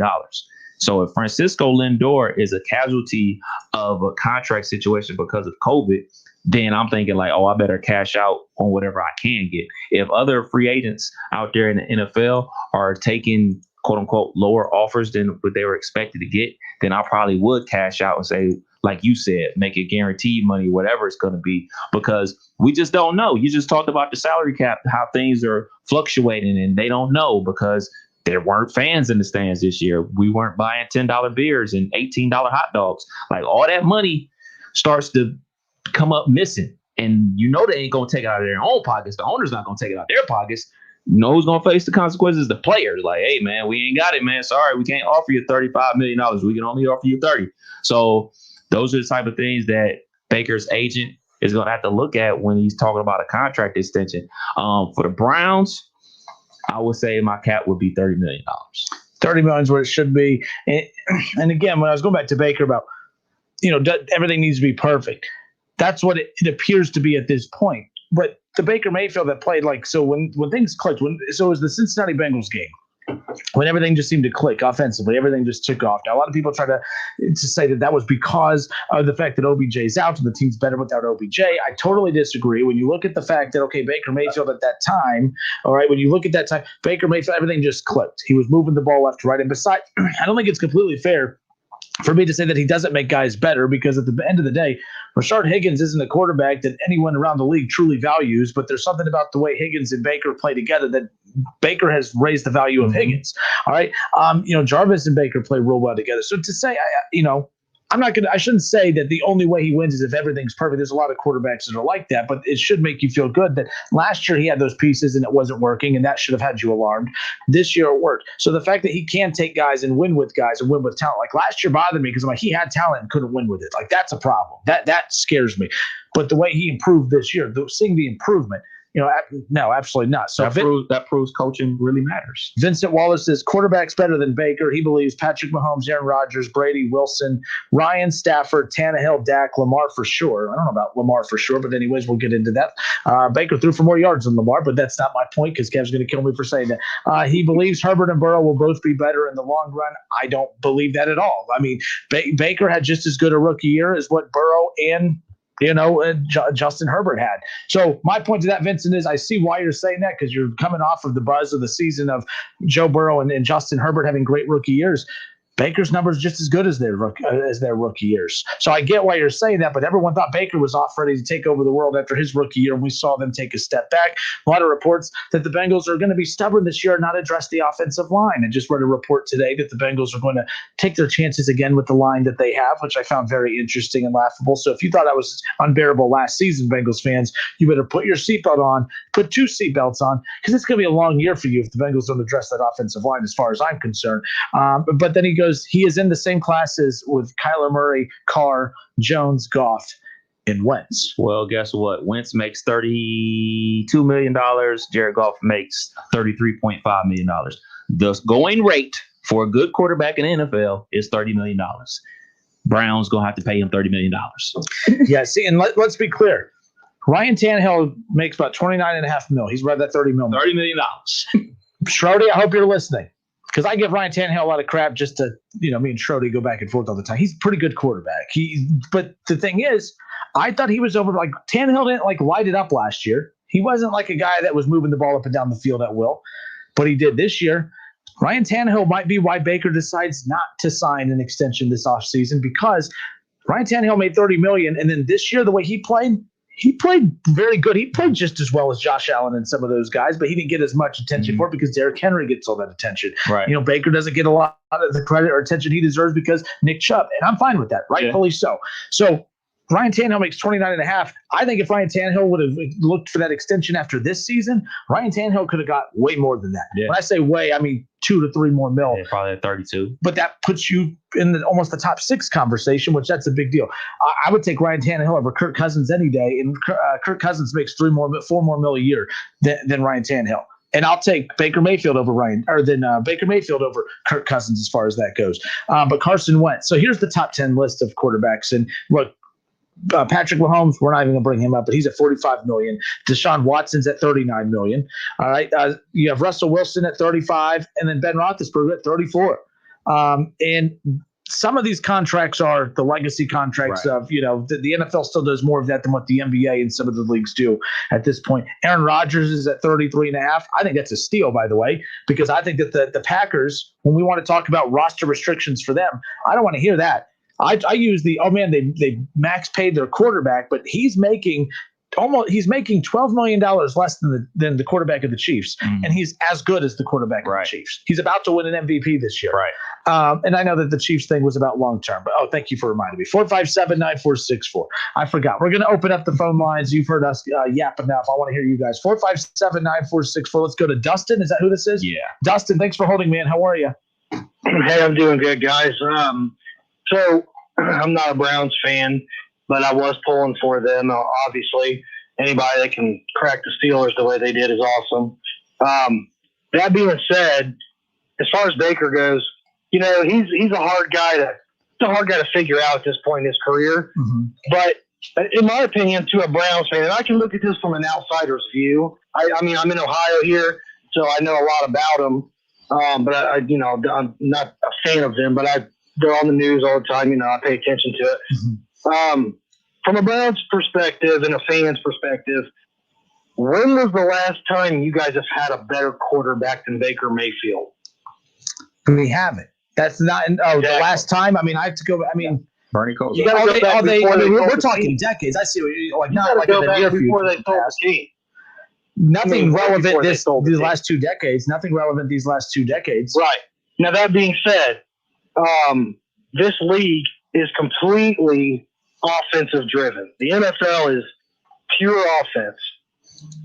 I think, in my opinion, that the Browns kind of have to overpay a little for him, and maybe do a 30 mil with some incentives, for reaching spots in the season, playoff driven or touchdown, yardage driven, something like that. But I mean, you guys haven't had a quarterback that has been able to ignite the team like this in a long, long time. And it kind of feels like you guys have to overpay for him. I think he's going to get paid. I just think that it's going to be interesting to see what dollar market he falls in, because I think he's going to be a top 10 paid quarterback in the NFL, and rightfully so. But even if he gets underpaid and at the bare minimum of $30 million, that's a lot of money. Like, that's nothing to scoff at. I mean, Matt Ryan's at $30 million, Dak Prescott with the tag. But you know that he thinks he deserves more than that. You know that. Yeah, we all know that. I think that's why. To your point, but to your point, Dustin, that's why I said I wonder, with Baker's personality being very, very cocky and betting on himself, being very arrogant. I wonder if he would bet on himself and not accept a $30 million offer and say, "Hey, I'm going to go ball it out next year, and then you're going to be forced to pay me more." Or he could say, "You know what? $30 million's good. $30 million's good. I'll take that." And I don't know what his approach would be. And it seems like that's where the problem is, because what I'm saying is, if you don't overpay a little for him now, then next year, if he gets you guys further into the playoffs, you're going to really, really overpay for him then. Yeah, that's the thing. Keep in mind, with the TV money that's going to be coming in here in the next couple of years, $30 million is going to seem like nothing. Which, by the way, a few years ago when Matt Ryan got his money, that was big money. Yeah. Now he's not. Now he's at the bottom of the barrel with the Carson Wentzes and the Ryan Tannehills of the world. And at that time, that was a lot of money. Hell, I forgot what was the money that Joe Flacco was making. Joe Flacco, for a brief moment, was the highest paid quarterback in NFL history. Yeah. So Joe Flacco, for like a week or 2 weeks at a time, he was the highest paid quarterback in NFL history, right? So and now $26 million is like, oh man, that's that's chump. And Joe Flacco did exactly what you're saying Baker could potentially do. Don't you disrespect Baker and put him in that Joe Flacco comment. What did he do? But what did Joe Flacco do? Always won a damn Super Bowl. He went out and won the Super Bowl. So he won the Super Bowl. Oh yeah, well, we almost beat the Chiefs in the backup quarterback. So what? Yeah, well, that's another thing about that. And then I'll let you guys go. Man. I don't want to take up too much of your time, but you're good. The caller that you guys had a golden opportunity handed. And unfortunately, the Bengals Browns, they don't get these opportunities very often. And do you know how many points the Chiefs scored after Mahomes went out? 3. That's what Kev said earlier. I don't think they scored any. I could be wrong. 3. I thought. Okay, well, I'm sorry. I was thinking none. Okay, but regardless, 3's a low number for an offense like that. So Mahomes goes down. The Browns couldn't capitalize on it. And, sure, some might call it a cheap win. If the Browns won, you'd have that. People say, oh, it's only because they didn't have their star. Well, that's what you do in pro sports. You take advantage of weaknesses, and the Browns couldn't do it. So that's something that I would say, granted, they had a good season and all, but if I were a Browns fan, I'd be a little unsettled by that. And the fact that they got beat by a Michigan quarterback. Yeah, there you go. Dustin just had to, put the stinger in. Hey, Dustin, thank you for the call, man. I appreciate it. All right, good stuff. 457. Yeah, I forgot the whole Michigan thing too. That was just the salt in the wound right there. I tell you. No, man. Like at the end of the day, it sucks. But man, we're literally talking about the Browns in the middle towards the end of January. That's pretty damn cool, Kev. That's pretty damn cool. I'll take that. And you're like, yeah, it's just another year for the Steelers. Not this year. But no, looking at this highest paid quarterback list, like Ryan Tannehill's at 29.5, Matt Ryan's at 30, Dak Prescott's at 30, Carson Wentz and Kirk Cousins 32 and 33, Jared Goff at 33. Baker is better than Jared Goff, Kirk Cousins, Carson Wentz. I'm not ready to say Matt Ryan. I wanted the Browns to trade for Matt Ryan earlier in the year, to be honest with you. So I would be a hypocrite to say that. But, got new information. But to be fair, at the time that I said to trade him, Baker wasn't playing like this. Like, that's why people like to throw that in my face a lot. But, like, to be fair, Baker wasn't throwing the ball the way he is throwing the ball now. At the time I said to trade him, he was dropping back 20 times a game, throwing for 190 yards a game, no touchdowns, and just handing it off the whole time, which, okay, that's if that's what it takes to win, but that's not going to be good enough to win you 12 games to get to the playoffs. Well, you know what? They opened the field up. The passing game became a part of the running game as well, and then all of a sudden things take off. But, yeah, I'm looking at these guys in the middle, Kev. I mean, hell, Aaron Rodgers, 33.5. That's crazy to me. That's nuts. And I think actually he's higher on that. I think he got paid after this. This list looks this is about right. This is this year's list. Mm-hmm. That's low. Aaron Rodgers, that's low. But again, it's a year and a half ago, though, this was looked at as a massive deal because he got paid the year before Ben Roethlisberger signed his extension. And also a thing about NFL contracts, which doesn't happen in the NBA. I think the NBA contracts are a lot easier to follow because you can extend contracts. We can give you more money up front and then in your contract a little bit earlier. In the NFL, they have a lot more flexibility in the NFL. Like I was reading something about Big Ben, like they can extend Big Ben past this contract to reduce their cap number. Yeah. Like it's just a whole convoluted mess when it comes to NFL contracts. But I mean, you're right. I mean, in a perfect world, the best players will get the most money. So there's no question that Patrick Mahomes and Aaron Rodgers are the best two quarterbacks in the NFL. So they should be paid the most. That's not how it works. That's not how contracts work. You got to be at the right place at the right time. You know what I'm saying? Like, just imagine how guys like John Elway and Dan Marino and other quarterbacks from the 80s and 90s feel about how these guys are getting paid. Like, you got to think about it, man. Like, there's guys, backup quarterbacks, that get paid more money than John Elway did when he was a starting quarterback. You know what I'm saying? That's just how it goes. You know, it's a lot more money in the league than it was back then. It's just one of those things. Man, that's I mean, this money conversation is insane when you start. Wait till we get to the NBA. But all right, 457-9464. That's the number to call in and join in on the conversation. Coming up around the corner, ESPN Radio's Jason Fitz. He's going to jump in on the conversation with us as well. So keep that in mind.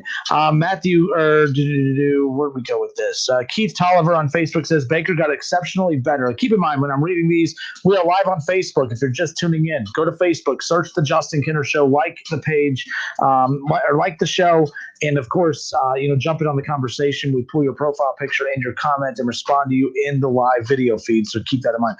Keith Tolliver says Baker got exceptionally better when he started checking down and or actually would run for a first. That's the thing too. Baker, he's not.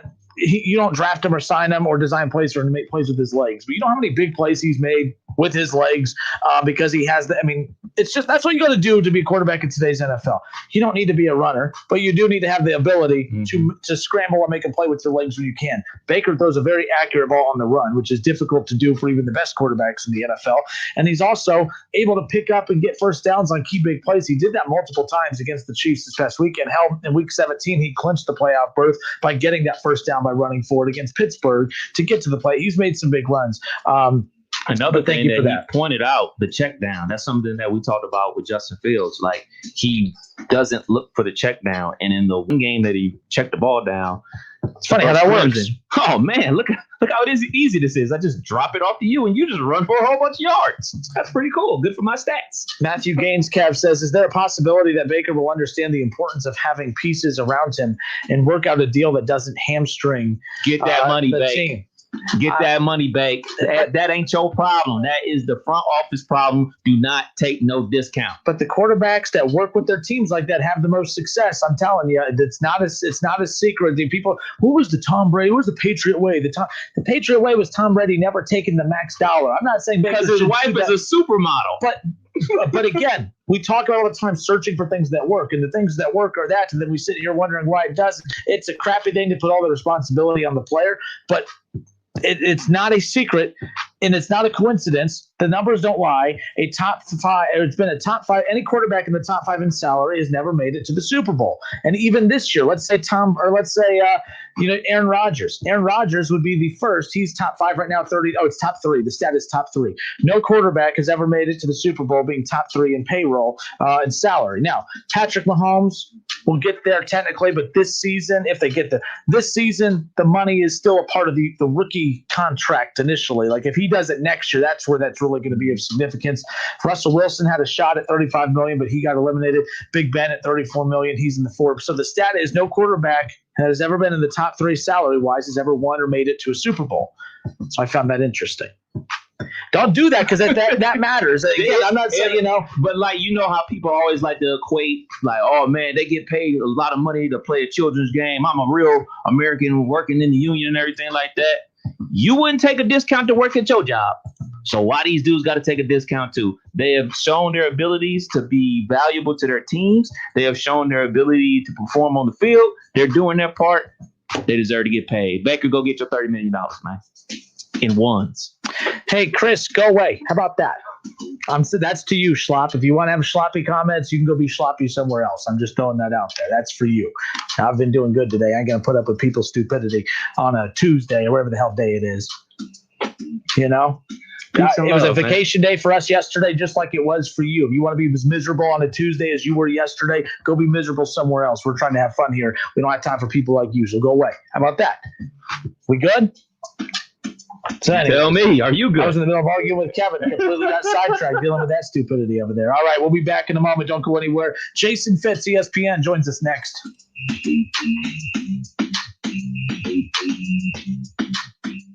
It's the Justin Kinner Show with Kev Nash on 1410 ESPN Radio.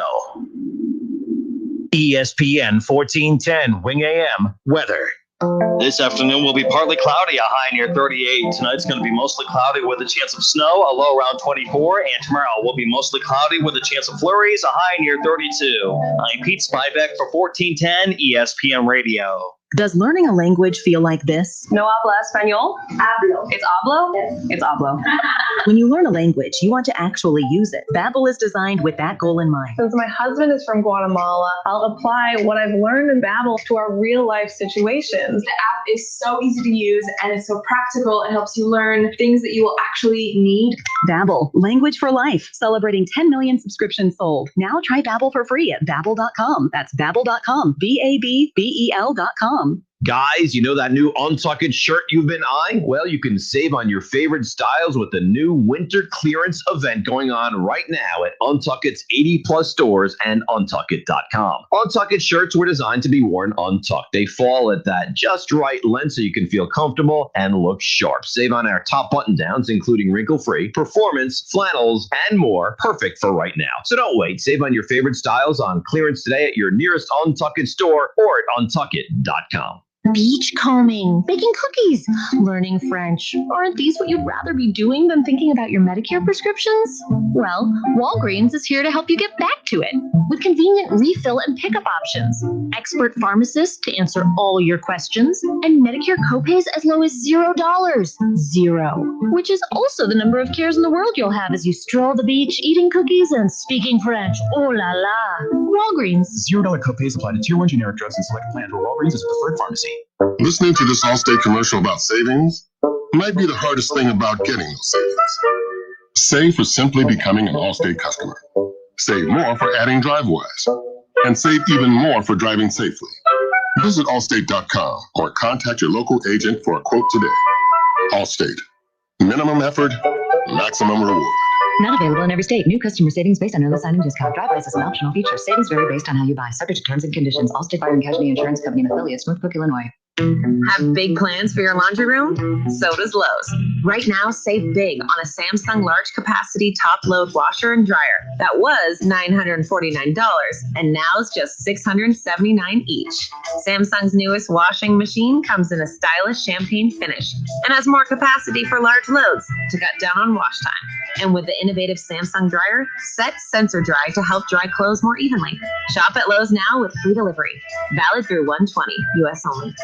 Listen to this radio station on the radio.com app anytime, anywhere. Listen to more than 300 stations along with more than 3,000 podcasts from your home area or across the U.S., all free. With the radio.com app. Cordell Transportation is now hiring Class A CDL drivers for home daily dedicated lanes. A $2,000 sign-on bonus, medical, dental, and company-paid life insurance. Call Cody or apply online at CordellTransportation.com. Cordell Transportation, driven to succeed.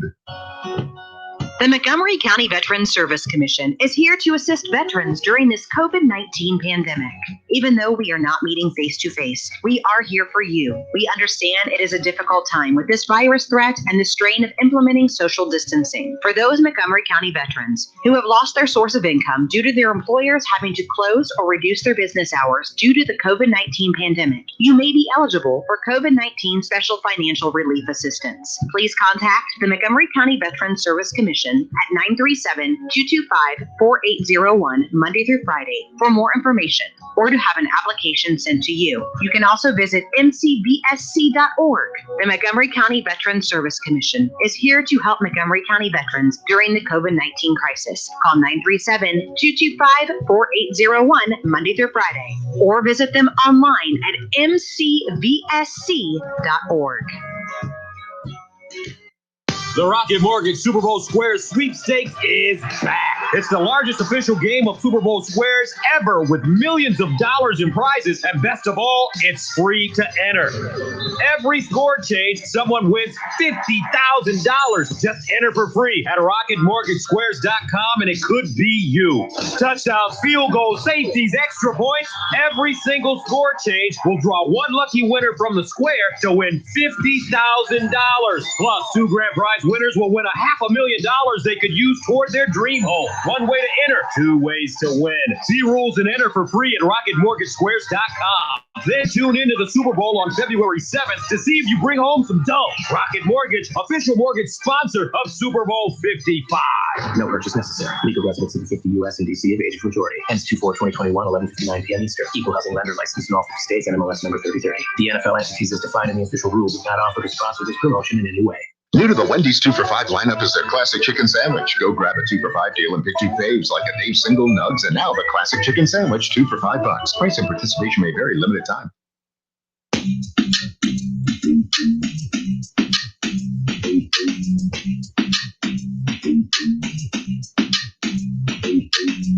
All right, everybody, we welcome you back. Justin Kinner, Kev Nash with you here on Dayton's ESPN radio station, 1410 Wing AM. Doug Hochschild, the Dayton Flyers SID, just updated us about the Dayton Flyers game tomorrow night. The Atlantic 10 has announced that the men's basketball game scheduled at UD Arena on Wednesday between George Washington and UD has been postponed. It has been postponed due to COVID-19 protocols. No makeup date. No makeup date has been set. The Flyers are scheduled to play in their next game on Saturday, the 23rd at VCU. Game time in Richmond is set for 8:30. So that's their next game. In fact, we'll be live out at Tim's this weekend for the Talking Out Loud pregame show hosted by Sully, walking you right up to tip-off of the Flyers and VCU. We'll have more information for you coming up on that in a moment. But yes, tomorrow's matchup between George Washington and the Flyers has been postponed due to COVID-19 protocols. In fact, the Flyers just played and beat George Washington over the weekend. So the Flyers have a whole week off now until they get to the matchup with VCU coming up this weekend. So just keep that in mind. They actually haven't been impacted by that hardly at all, not just internally with their team and their games, but opponents as well. So it's taken a while, but finally they kind of got bit with it. So we'll keep you updated on that. All right, let's switch gears here. Let's bring on our next guest, ESPN Radio's Jason Fitz, who, of course, is a little richer today because you don't have to buy steak dinners now. You know what? I'll be honest. I was worried. There was a moment in that second half where I was getting puckered up, and I was like, man, I don't know how. And let me tell you, I rarely, I'm dabbling now. They've made sports gambling legal in Tennessee, so I've done some dabbling when I've been in and around Nashville, where I can go ahead and place a little wager on the game. So I placed a small wager on the passing yards for Patrick Mahomes at 320 yards. And let me tell you, at halftime, I felt good about that. I was like, man, I got this gambling thing down. And then the second half hit, and I said, I'm never putting money on an individual again. It's too unpredictable. So I thought you were going to get me though for a solid few minutes. I thought you were going to get me. Thank you, Chad Henne. Speaking of Chad Henne, there was a certain point in that game where I kind of put our bet off to the side. I forgot about it a bit. I wasn't thinking about it. And by the way, I also found some dollars to put on it, but that's besides the point. But there's a certain point in the game where I'm like, oh, man, Henne throws an interception. So the Browns had just scored to make it 22-17. Henne throws the interception. All momentum's in favor of the Browns. And I'm like, oh, man, they're going to do this. They're at least going to get the lead late in this game, and then it's all bets are off as far as that goes. But, yeah, obviously it would have been a win in a sensation of not the way we had anticipated, but obviously the Browns are the Browns and the Chiefs came out on top. But what a win for the Chiefs against all odds with their quarterback going out and, of course, having Henne come in. Andy Reid, man, you saw the funny memes about the size of, his manhood. I mean, that was pretty impressive, him going for it the way he did late in that game.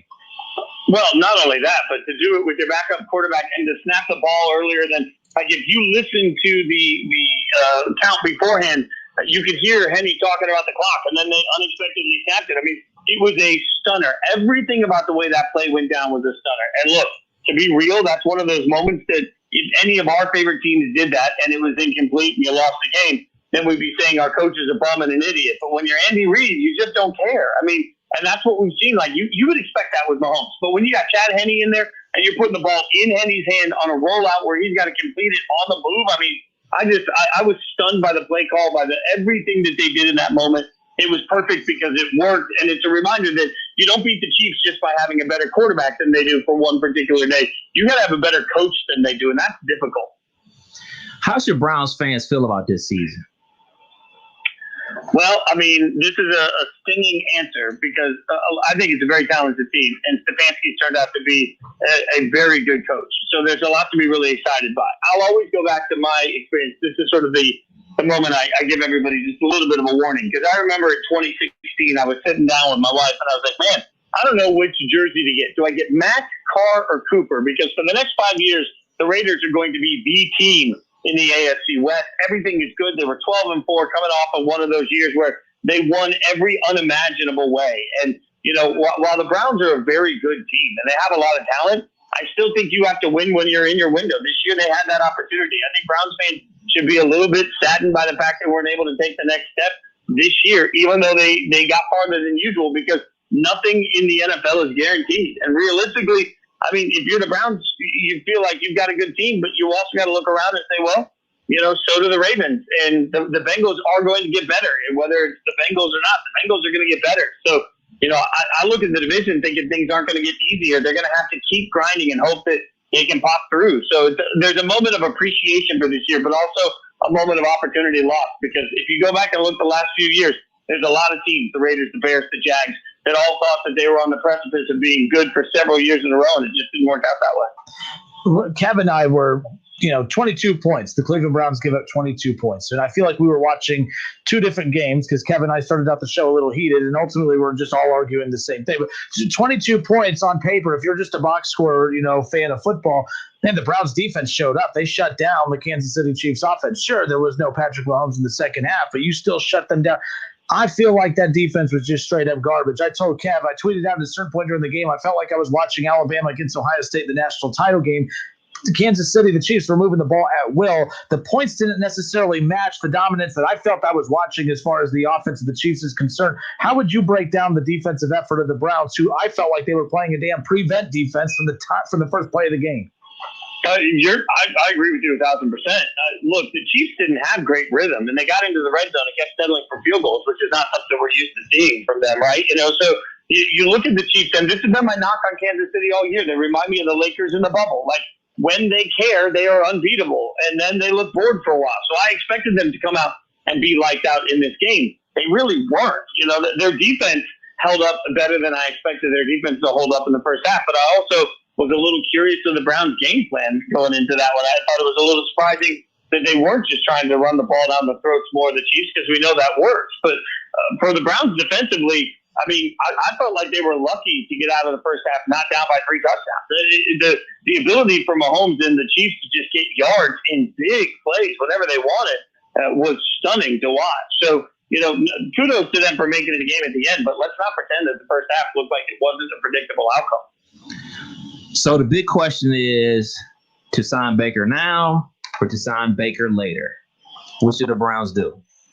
That's the toughest question for every team in the NFL, because later means more expensive. And, I yell this constantly to everybody that it's not about being great. It's about having your contract come up at the right time for a quarterback that you believe is good enough to win you games. And I had a former NFL coach tell me years ago when I was hanging out with him once, he said, you know what? If you got a quarterback that you don't think will lose you football games, you'll overpay to keep what you know. And a lot of teams do that when they get into this situation. So, if you're looking at Baker, I'd sign him now. Not because I think that Baker is going to be the epic franchise quarterback that, I don't think he's going to end up being Mahomes, but at the same time, do you really want to dip into the draft to see what you can find that's better than Baker? Because if you're the Browns, you're going to be good enough for the next few years. You're not going to be picking high enough to get yourself Trevor Lawrence, even if things go wrong. Likely your best case scenario is to be looking for somebody like a Kyle Trask or a Mac Jones later in the first round, right? So I just don't think there's an easy replacement. Like, replacement value matters to me. So I'd sign Baker and just sort of take your lumps. And just, again, I'll use my Raiders fandom as a reminder to everybody. But when Derek Carr signed that deal, everybody thought that the Raiders had lost their mind. But they signed him early. And now what do you know? The deal's normalized, and he's only getting about $25 million a year, which for a quarterback isn't even top half of the league salary. So, get ahead of it, take your lumps early on, and then the contract will normalize. We have ESPN Radio's Jason Fitz from Spain and Fitz hanging out with us here today on the Justin Kinder Show, talking about things Browns, NFL playoffs. We'll get to a Buckeye question or two here in a moment.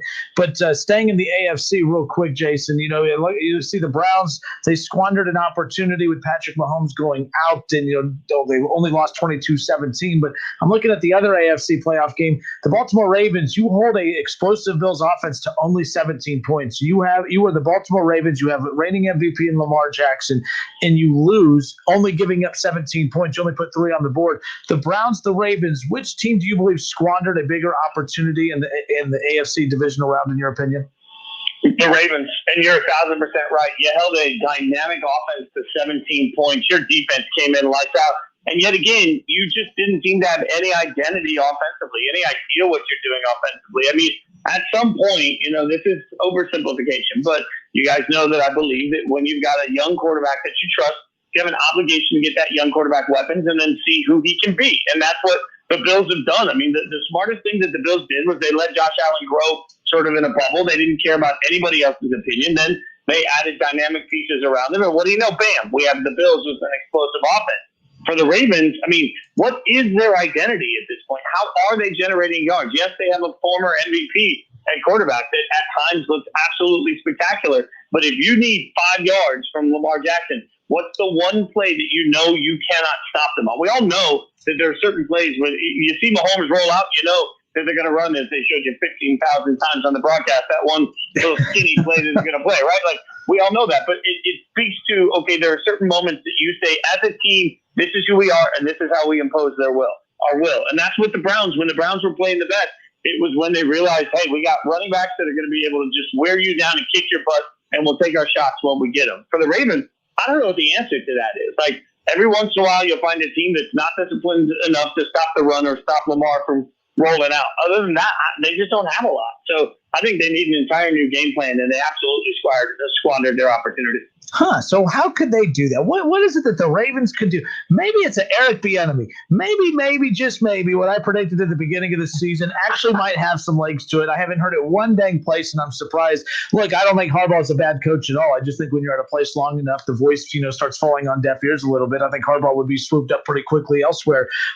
But you're not moving on from Lamar Jackson, your MVP quarterback. You're not moving on from much of anything. I just think that it would be a much needed spark for this team if they looked at Eric Bieniemy. We're hearing his name for a lot of spots that are filling up, and vacant jobs are no longer as vacant.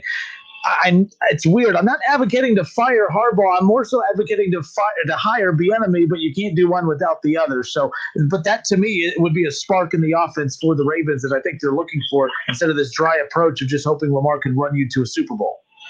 Yeah, well, you're not wrong about that. And at some point, you got to decide what you're comfortable being. What's the cost of relevance versus the cost of excellence? And there's really different categories. As a fan of a team that usually stinks, I'll take being relevant. Once your team is relevant, though, you suddenly turn around and say, okay, I don't want to just be relevant. I want to be excellent. I want to win Super Bowls. There's nothing about the way the Ravens are constructed offensively right now that makes me think they can win a Super Bowl. So at some point, you got to turn around and say, okay, am I just beating my head against the wall over and over and over again? So, I'm not a fan of change for the sake of change, but I'm also not a fan of just sitting back and saying, okay, we are who we are, and we'll hope that one year we get lucky. We know what the line is in the AFC. It's you got to be better than Andy Reid and Patrick Mahomes. I don't see any reason to believe that this Baltimore team can do anything to be better than Andy Reid and Patrick Mahomes. So the other quarterback that's sitting out there kind of in limbo is Deshaun Watson. What is going on there? Is he going to be the quarterback for the Texans next season, or do you see him playing for someone else? If you'd asked me a week ago, I'd have said we're all making too much of nothing, right? So he's unhappy. He'll figure it out. But he's not going away. And he's so vocal. This is such an NBA player mindset in the NFL, which we've never seen to this level. I mean, the only time I can remember a top quarterback obviously deciding they just won't play was Carson Palmer.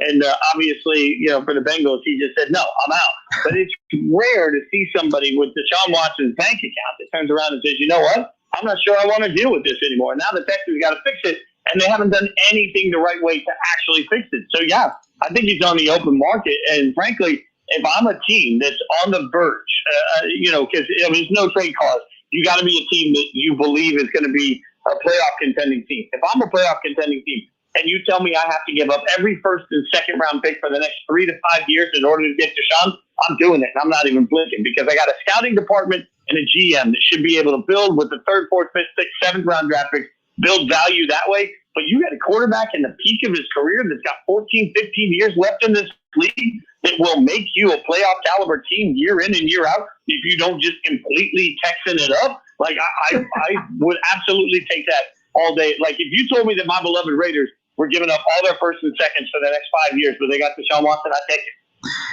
And it's funny, though, because as much as we talk about is it going to be surprising to see him play elsewhere, I do believe deep down that the Texans, who don't want to get rid of Deshaun Watson, kind of want to get rid of Deshaun Watson, not so much the quarterback, but the contract. I think they are such in disarray from a when you look at the money standpoint, that this would give them a breath of fresh air to be able, if they can get him to the Jets somehow and get that number 2 overall pick, and you get a Justin Fields, and now you freed up all this cap space, and it's like a breath of fresh air. It's like starting over from scratch. I believe, I know as weird as this sounds, like Eric Bieniemy, let's say that he takes over this Texans team. I think that's more of a disaster, taking over a team, even with Deshaun Watson, because of the cap space issues, than it would be taking over a Texans team with the number 2 overall pick with the Justin Fields potential pick there at number 2. What are your thoughts on that? Well, I mean, the thing of it is, if you get that number 2 overall pick, you have cheap labor, right? We all know that. You have the opportunity to get a player that's going to cost you a lot less.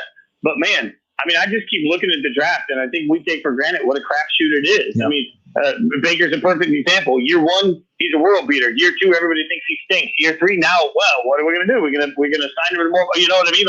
It's so up and down early on quarterbacks that, it's just hard for me. The Jets were convinced that it was worth trading up to get Sam Darnold, and we all saw how that worked out. So, if I'm Eric Bieniemy and I have the chance to take my first head coaching gig that took me way too dang long to get, do I really want to go in with a situation where I also have to roll the dice on a college quarterback.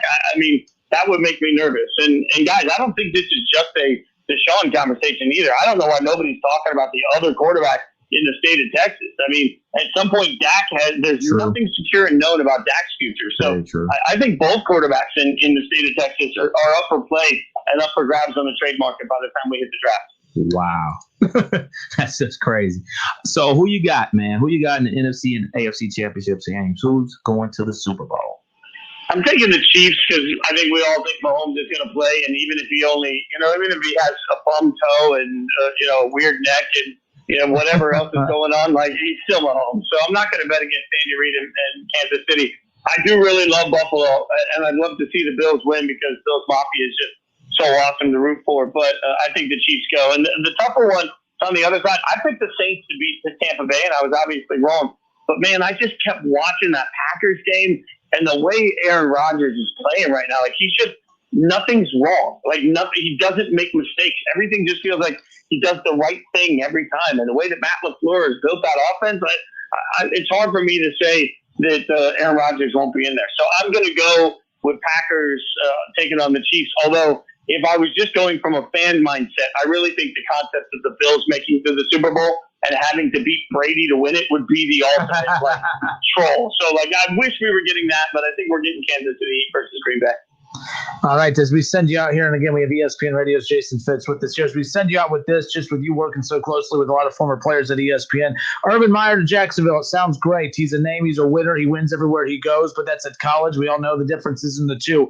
I'm confident, I feel confident that it's going to work, but I don't know what it works means. I'll just be honest with you. When I say I think it's going to work, I don't know if I mean Super Bowl or not. I just mean, hey, I think it, changes a culture. I think it's going to get, good guys in there that believe that they are, good enough to win. What are you hearing about Urban Meyer's transition to the NFL, taking over the Jaguars? Is this going to work? And what does it working mean to you? I think the hardest part is that, not just the transition from college. And I've talked to a lot of guys around ESPN about that. And there are people that are curious about that.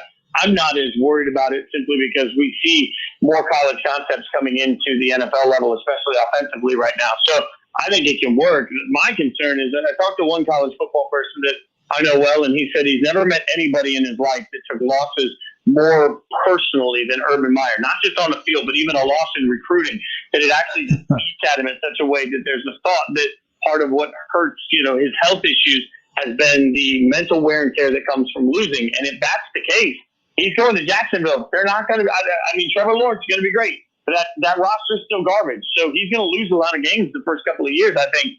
I don't know how his health handles losing at that level. So that would be my biggest concern. But success, when you've got Trevor Lawrence coming in, who I'll argue is the most hyped quarterback we've seen come out of college since Peyton Manning. And when you've got Trevor in there, the expectation in Jacksonville are going to be that you are, within 2 years, you're a division champion caliber team. That's a lot to try and get done in Jacksonville. We've never seen the level of sustained success, I think, that will be expected from Urban Meyer and Trevor Lawrence. So the one thing Urban won't get is benefit of the doubt that Trevor isn't good, because Trevor is so hyped that if it doesn't work out, no one's going to blame the quarterback. They're going to blame the coach. So I think it's a tough situation for Urban. But you want to talk about hype? Like the Jags could never get this level of hype with any other coaching combo that they were going to put together. So they put together a name brand coach people will be interested to follow, that makes them relevant, with a quarterback that's this hype. Like, Jags are going to get more national TV games and more conversation than ever because of it. All right. Jason Fitz, Spain and Fitz, weeknights from 7 to 9 p.m. right here on Dayton's ESPN radio station, 1410 Wing AM. Jason, thanks so much for your time. We'll touch base next week, and looking forward to getting closer to the Super Bowl. Thank you. Thank you. Have a great week. Later. All right, good stuff. Again, ESPN Radio's Jason Fitz. You can catch him weeknights from 7 to 9. Really, he's kind of all over they use him in so many different facets, but he's one of the hardest working guys with ESPN, and we appreciate him hanging out with us every Tuesday on the Justin Kinder Show with Kev Nash on 1410 ESPN Radio. So we just lightly talked about Urban Meyer right there, and it's interesting. We're going to get into, his impact on the Jaguars coming up. But I keep, it's the same talking points every time. Is it going to work? What does that mean? Is it going to work? Like, when we say, is it going to work? Is it going to just lead to Super Bowls? Is it going to lead to a Super Bowl? Is it going to lead to a 500 seasons? Is it going to lead to playoff seasons? what is the true expectation for Urban Meyer? That's the key. But when I ask, is it going to work? What I mean is the things I'm fascinated most about are how coaches communicate in the locker room. How do coaches connect with players? I was listening to a show earlier today. They were talking about how Nick Saban almost got in a fight. I think it was with Dante Culpepper, who was the quarterback. Yeah. So that they said that he talked down to Dante Culpepper and questioned his efforts, said, if you don't care about playing, get off the field. And that they had to literally restrain Dante Culpepper from going after Nick Saban, because that's the way that you would talk to a college athlete. That's the way you would motivate them. But you can't do that in the NFL. I like Urban Meyer and even Nick Saban. They come across so just like Bill Belichick, like when they're at the podium, right? When they're talking with the media, they're just so dry and dull. I'm like, how does this dude scream himself into sickness when he barely seems to have a personality? And no, I know that might sound like a crack at him. It's really not. But that's how intense these guys get out of the practice field. Well, a friend of yours, when Urban Meyer was a head coach at Bowling Green, a friend of yours played for him at Bowling Green. And I'll let you kind of set the stage. One of my best friends, John Gibson, he played for Coach Meyer. His first head coaching job was at Bowling Green. His first year, John was one of the running backs on the team. So we're going to talk to him in a few minutes. John who? John Gibson. You're going to give him the whole name. I get it. It's like, oh, yeah, Kent's friend John. Yeah, John Kent's friend. To be perfectly honest, sometimes I forget that we're on the air. Because these arguments and conversations we have these in the hallways back when we used to come in the building every day. Yeah, so it really doesn't. Don't worry, I got my hand on the gun button. Don't worry, I got you. All right, so John Gibson, again, who played at Bowling Green under Urban Meyer.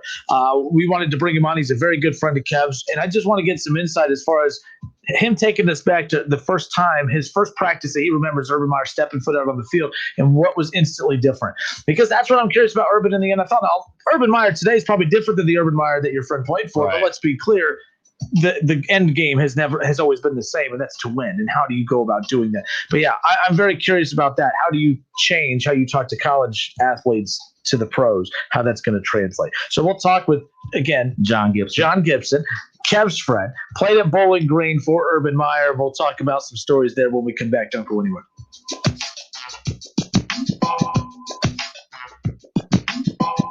Listen, stream, watch. It's the Justin Kinner Show with Kev Nash, right here on Dayton's ESPN Radio, 1410 Wing AM. Finding great candidates to hire can be like, well, trying to find a needle in a haystack. Sure, you can post your job to some job board, but then all you can do is hope the right person comes along, which is why you should try ZipRecruiter for free at ZipRecruiter.com/news. ZipRecruiter doesn't depend on candidates finding you. It finds them for you. Its powerful technology identifies people with the right experience and actively invites them to apply to your job. You get qualified candidates fast. So while other companies might deliver a lot of hay, ZipRecruiter finds you what you're looking for. The needle in the haystack. See why 4 out of 5 employers who post a job in ZipRecruiter get a quality candidate within the first day. ZipRecruiter, the smartest way to hire. And now you can try ZipRecruiter for free. That's right, free at ZipRecruiter.com/free. That's ZipRecruiter.com/free. ZipRecruiter.com/free.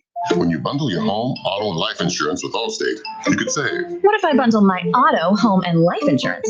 That works. How about my home, life, and auto insurance? However you want to bundle it, Allstate can help you save with it. See just how much you can save when you bundle. In the Springfield and surrounding area, call me, Dave Mowdy, at 325-2474, right across the street from Frisch's on East Main Street. Not available in every state. Prices vary based on how you buy. Subject to terms and conditions. Not applicable in California. Plus the company identifiers. AFIC, ADPIC, Allstate Insurance Company and affiliates, Northbrook, Illinois. Allstate Life Insurance Company of New York, Hallpark, New York. Menards has everything you need to make your home a better place to live. Save big money on all the top name brand products you know and love, like Tide and Era laundry detergent, Bounty paper towels, Swiffer dusters, Charmin bath tissue, and more. A 96 load bottle of Era liquid laundry detergent is just $7.99 now at Menards. Prices are good until January 31st. Save big money at Menards. Hi, Joey Beckett here at Buckeye Ford in Sydney, home of the Works package. We'll change the oil and filter, rotate the tires, check the brakes, test the battery, and check all the fluids and filters. Still starting at just $39.95. And ask us about our double take tire specials. Goodyear, Michelin, BF Goodrich, Kelly, and other quality tires. Buckeye Ford in Sydney, exit 92 off of I-75. We'll see you soon.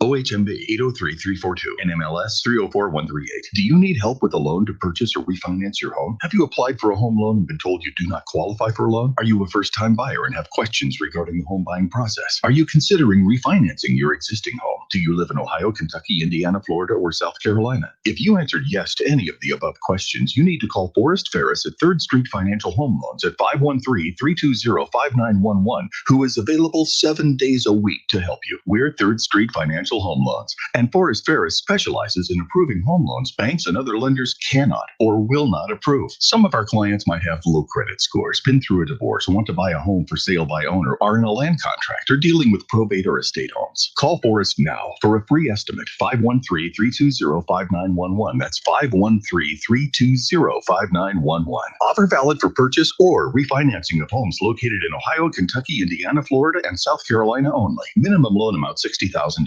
Limitations and restrictions apply.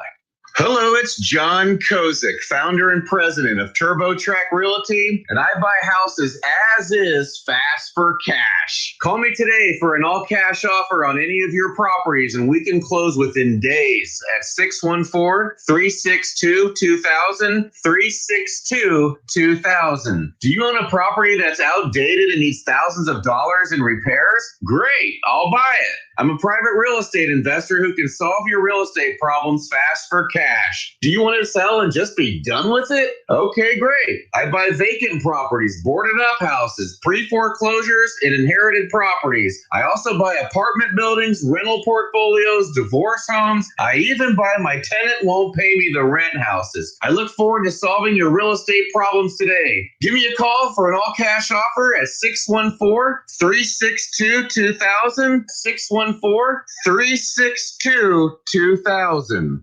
New to the Wendy's 2 for $5 lineup is their classic chicken sandwich. Go grab a 2 for $5 deal and pick 2 faves like a Dave single nugs and now the classic chicken sandwich 2 for $5. Price and participation may vary, limited time. Pros bring something extra to every job. Now at the Home Depot, they also get something extra. Pro Extra, our free loyalty program built for pros just like you. Members earn perks with every dollar spent, like Pro Extra dollars, a tool rental credit, and more. New members get $20 off their next in-store purchase of $200 or more just for signing up. Learn more at homedepot.com/Pro Extra. New year, more rewards, Pro Extra, only at the Home Depot. How doers get more done. Hi, I'm Sales Manager Jason High at Germain Honda, Beaver Creek, proud recipient of the prestigious President's Award. We are your local Honda dealer, and we invite you to see our newly renovated state-of-the-art facility. You'll be amazed at our selection, and remember, all new Hondas come with a lifetime powertrain warranty. Visit us at Route 35, just east of 675, conveniently located near Wright-Patterson Air Force Base. Germain Honda, Beaver Creek, the right car, the right price, the right way. I hope to see you soon. You have empty office space to fill or home office to create. You know what you need. You know what you'd like. But you also have a pretty good idea after you've shopped around the usual places what you need and what you like might not happen. Well, then you haven't been to Charles Larrick's Warehouse Outlet. Nobody has their selection. Nobody has their discounts. And every week there's something new. If you need office furniture, Larrick's Warehouse Outlet can sell it to you for half the price and below manufacturer's selected prices. Half price and below on hundreds of items. Selection from budget to the best. Really, desks from $50 to $5,000. Filing cabinets from $25 to $500. Before you go anywhere else, do yourself a favor and come to Larrick's Warehouse Outlet. With 25,000 square feet of selection, you're not going to go anywhere else. Larrick's Warehouse Outlet at 23 McOil Avenue, Dayton. Open Monday through Friday, 9 to 6. Larrick's, continuing the tradition.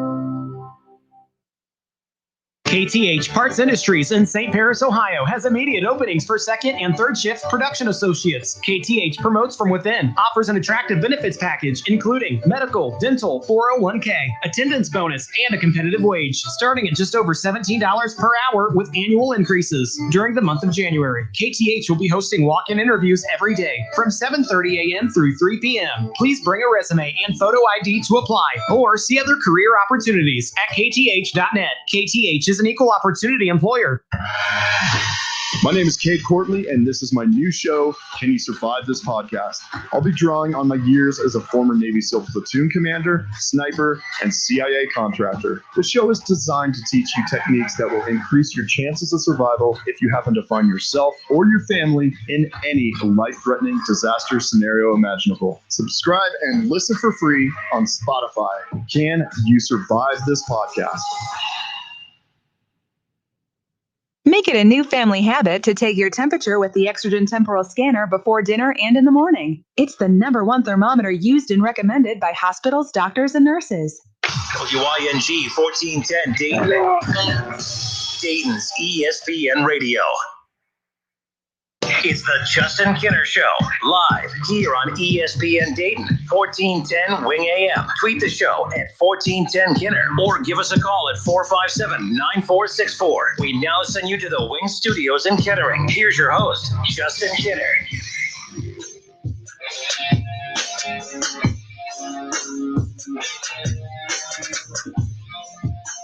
Justin Kinner back with you here on 1410 ESPN Radio. Kevin Nash will be back with us in just a second. We're going to get our guest on here in a moment. Again, John Gibson plays for Bowling Green from 97 to 2001. Now, the significance of bringing on John Gibson, of course, is because he got to play for Urban Meyer. In fact, he was at Bowling Green the year that Urban Meyer debuted with the Falcons, and he's going to come on with us in just a few moments just to kind of share some memories of what it was like witnessing Urban transitioning Bowling Green into a contender, and we'll get into that coming up here in just a few seconds. And it sounds like that's underway, so we're good. So we'll bring him on in just a second. But coming up here in this third and final hour of the show, a lot more to get to. How about the Ohio State Buckeyes? We were waiting after the national championship game last week to start hearing the players who were declaring for the NFL draft and those who were going to come back. There was some important names that announced that they were leaving that we were expecting. Some also key returning players that I do not believe we were expecting that I think really reshapes our view of what the offense is going to look like in 2021. We'll dive more into that coming up around the corner. Also, you found an interesting article out in the rumor mill of a potential transfer quarterback that could come to Ohio State that I do find really interesting because we just think it's Jack Miller or C.J. Stroud. C.J. Stroud's the popular name that I keep seeing everywhere. Jack Miller, though, is always the guy that I almost called him Urban, that Ryan Day would always seem to go to at times, except for the last month of the season. So we'll get into that coming up here in a moment. But we talked about it lightly with ESPN Radio's Jason Fitz just recently about the transition for Urban Meyer, who, of course, left Ohio State a few years ago, 2 years in the broadcast booth, and now making his NFL debut as head coach of the Jaguars. But joining us now to give us a little bit of a background of what it's like playing for Urban Meyer, a good friend of Kevin's. Kev, I'll let you introduce him. John Gibson, Beechcroft High School and Bowling Green Falcon, also does a lot of radio work for the Falcons Network, also does TV up in Toledo, Ohio. Bro, what's going on? Life is good, baby. So tell us, man, Urban Meyer comes in your senior year. What is your first impression of Coach Urban Meyer as you're a senior? After leading the team in rushing as a junior, you're introduced to a new head coach. I mean, he comes in, and when he walks into a room, or he walked into the room with 21-year-old me, he carries a cachet with him. He has an aura about himself, and it's the same aura that you see in his press conferences. He's very business. He's very direct. He's very straightforward. But at a place, where we were in Bowling Green, where where our offense was moribund, he had all of these different ideas about how we were going to make this offense great. And, he came through on every one of the promises that he made. But, that first 9 months, he got the job on December the 4th. That first 9 months was tough.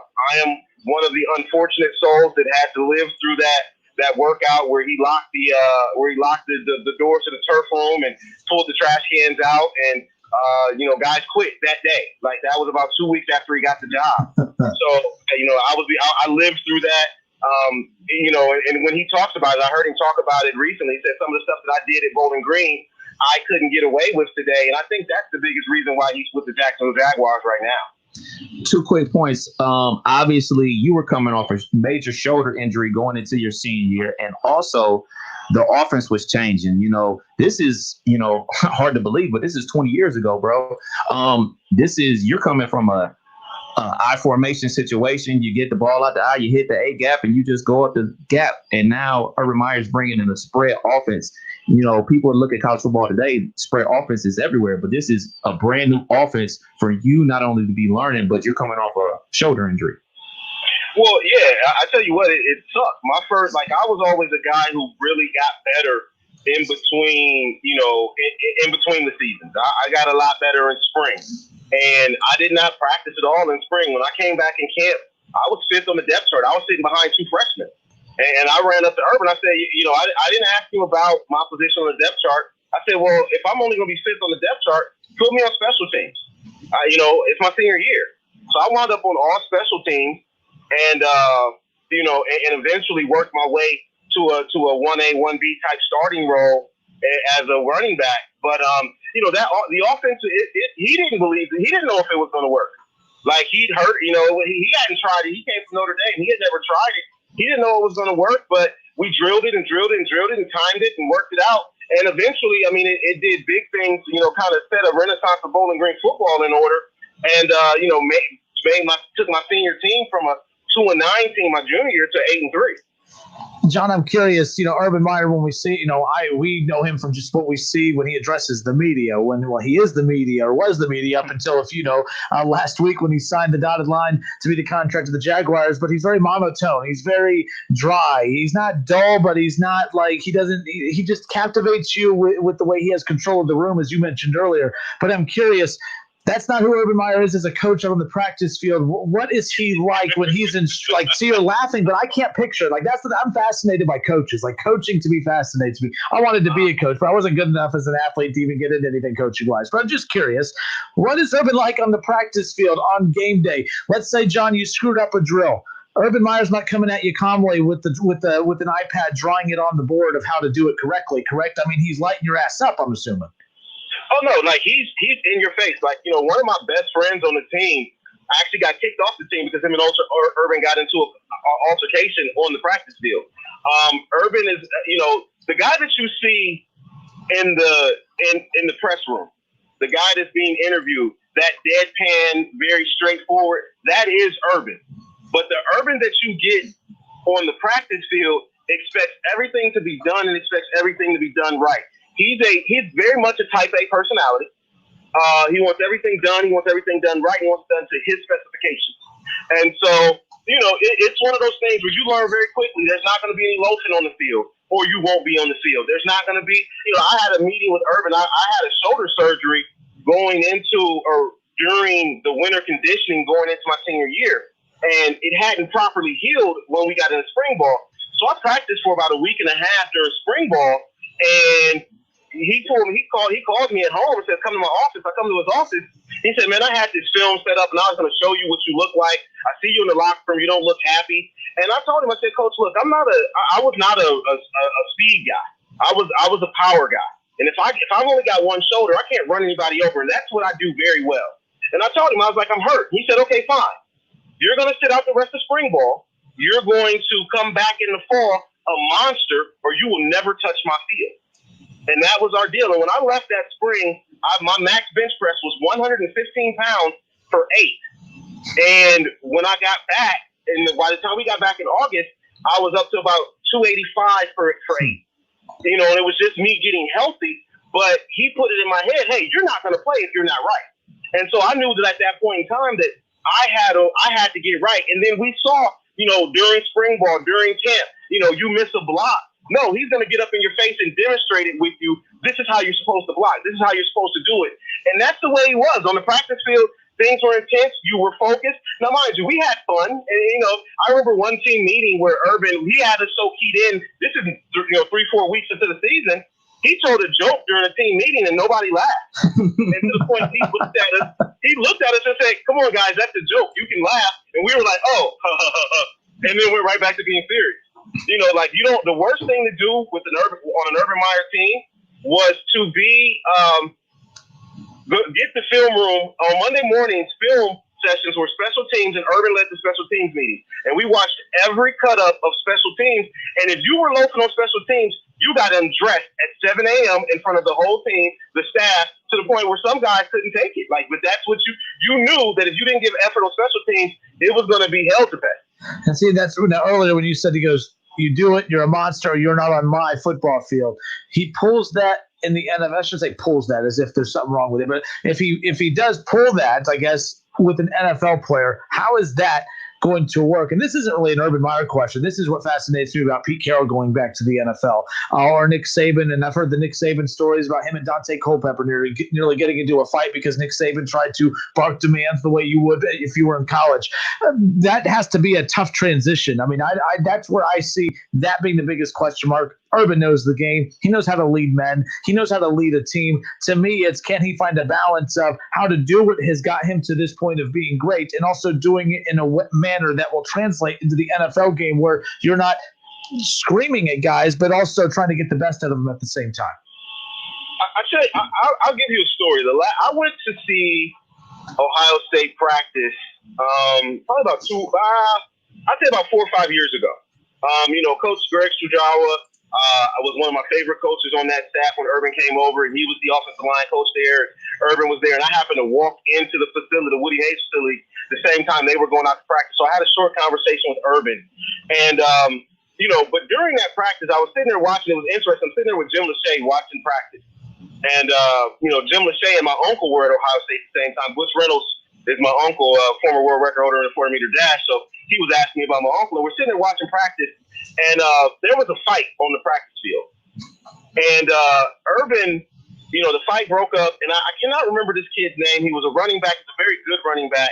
I want to say his first name. He was from Detroit. And I cannot think of what the kid's name is. Mike Weber. Mike Weber. There you go. Mike Weber was involved in a fight on the practice field. Typical stuff. And I remember Urban walks over. He grabs Mike Weber. He walks him away, and they have a conversation. And you never see anything else of it. And I think that Urban quietly he's a psychologist as much as he is a coach. He's a guy that is going to he reads Malcolm Gladwell books. Like during his transition through the Bowling Green system, he was reading a Malcolm Gladwell book to us during team meetings during camp. And we were, kind of understanding the concepts from this Gladwell book. And that's kind of what, that's who he is. So he understands people. The reason why Urban Meyer, as a middle-aged white guy, can walk into a lower socioeconomic black guy's house and speak to his mother and his father and get these people to believe him, is because he understands people. And I think Urban understands, I can't do the things that I did in college to these grown men, these millionaires, mind you. He knows that he can't do that. I'm very interested to see how he's able to work it. But I've also seen some kids that weren't going to make it, that Urban was able to wrap his arms around and not only turn these young men into, balls to the wall football players, but he's also able to turn them into great human beings who've had success in their lives after their football career was done. And, I've seen him do that. So it's going to be very interesting. I think that's always the question. As a coach, we saw Bobby Petrino struggle with it when he went to Atlanta. We saw Nick Saban struggle with it. I don't know, because I do believe that Urban, he does have kind of a my way or the highway type of thing, but I think he also is smart enough to where he does ask questions. What are you comfortable with? How does this feel for you? I think that balance is definitely going to be the determining factor of whether he's a successful coach at that level or not. But I think the way that college football has changed, he no longer was interested in coaching college football. And he told me last time I saw him, which would have been 2 years ago, he stopped in the Bowling Green to watch practice, and was able to have a conversation with him. And, he told me, I have no interest in coaching college football anymore. He told me that. Now, I didn't expect pro football to even be an option, because 20 years ago, I asked him flat out, would he ever coach the pros? And he said no. So to see him actually come out and coach the pros is surprising, but I think with the way that they've changed college football, I don't think that his way I think his way would have wound up with him being in some type of NCAA doghouse. Bro, one of the things that we know about Urban is he gets a great coaching staff. I mean, the coaching staff is already being made up of Charlie Strong. There's rumors about Dan Mullen, one of your former coaches, linking up with him in the pros. What do you see from his coaching staff? What does he look for in his coaches? Well, I mean, he looks for guys that are, first of all, football lifers. Football has to be, and the coach at that level, that's pretty much a given. But, he also finds guys that have talent.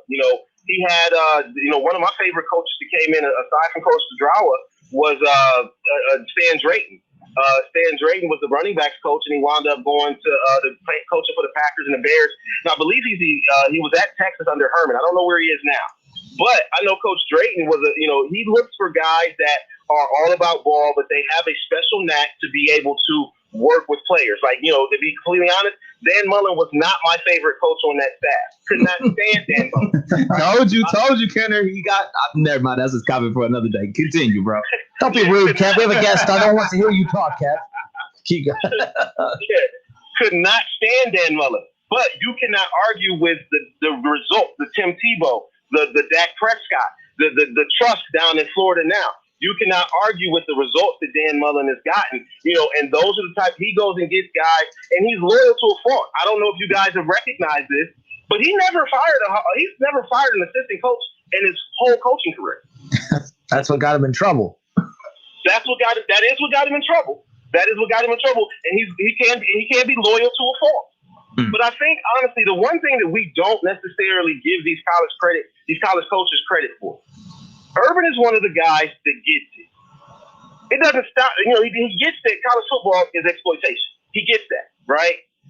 And so he's not one of those guys that drives so hard that it becomes really, really bad.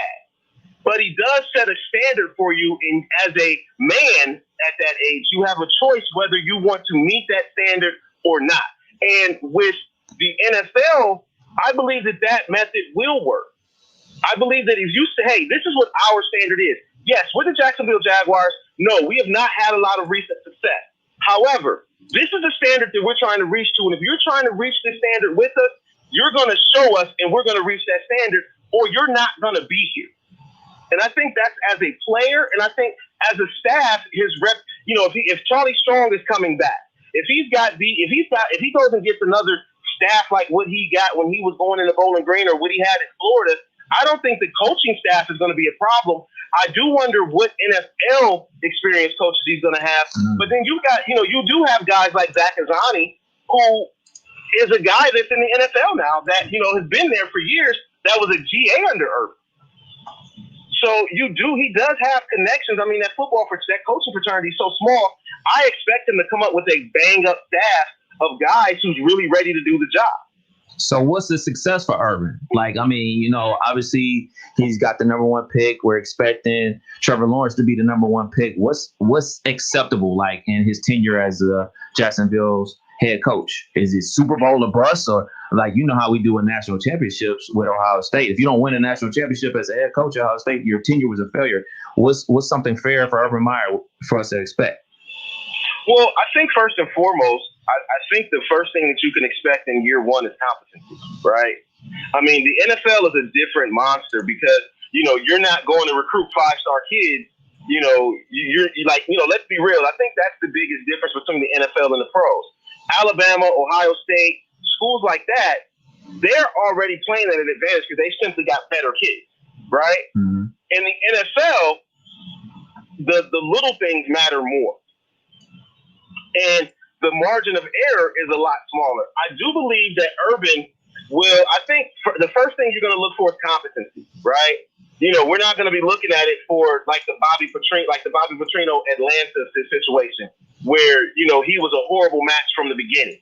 I don't think, you're not going to be looking, what you're going to be looking for is this Jacksonville Jaguar team, do they look good on the field? Last year, they did not look good. They didn't look good at all. They just weren't a good football team. And a lot of that was just simply we don't believe in the coaching staff. They pretty much gave up on Doug Marrone. So the question is, is he going to be able to get those guys to buy in, believe, and because that's not a 1-year project. He's not going to be in the playoffs next year or even the following year. The question is, is he able to set a culture in that kind of like what Stefanski did with my beloved Cleveland Browns. There you go. There you go. Don't rub it in. Is he going to be able to set a culture that guys buy into and believe in?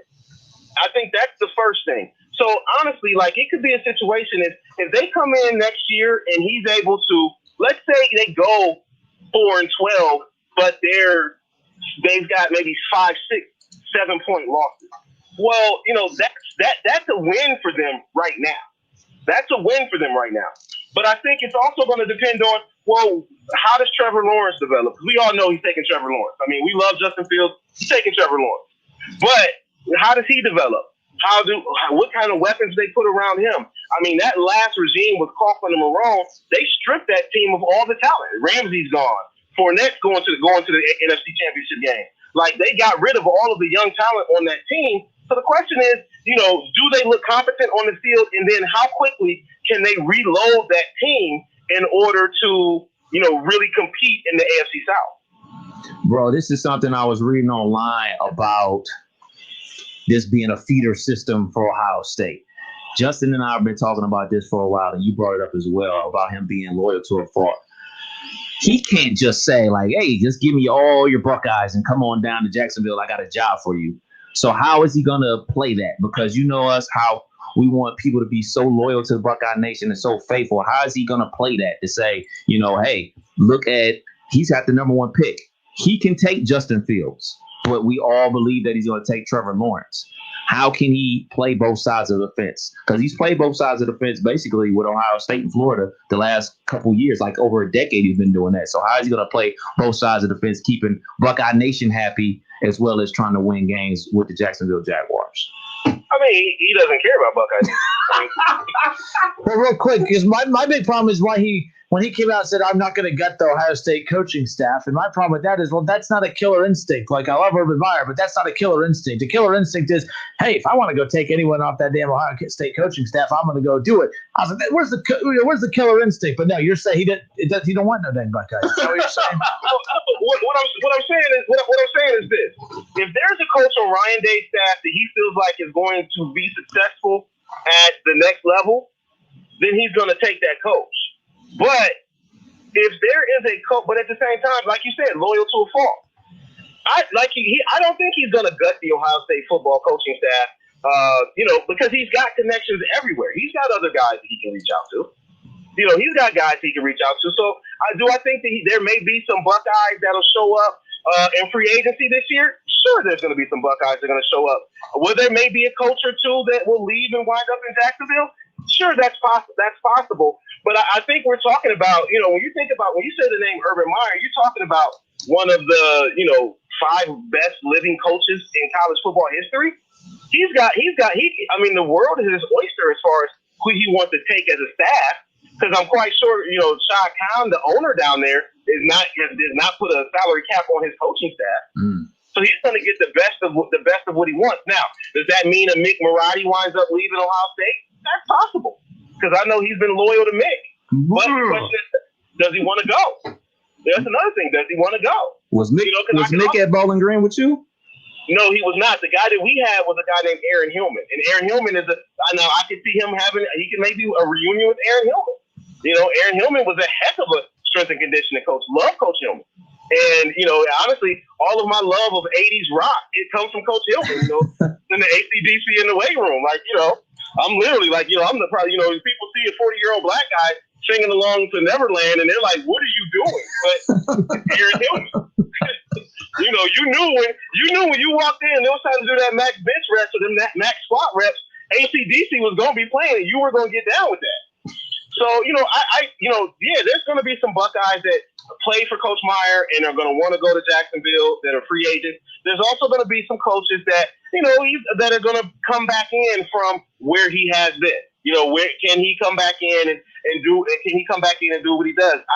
I don't think that he's loyal to a fault. He's loyal to his guys. If you're one of Urban's guys, you will always be one of Urban's guys, unless you do something Zach Smithish. Bro, we definitely appreciate it, man. Go ahead, shout your stuff out, man. Shouts out where you're working. Shouts out your IG. Shouts out everything, man.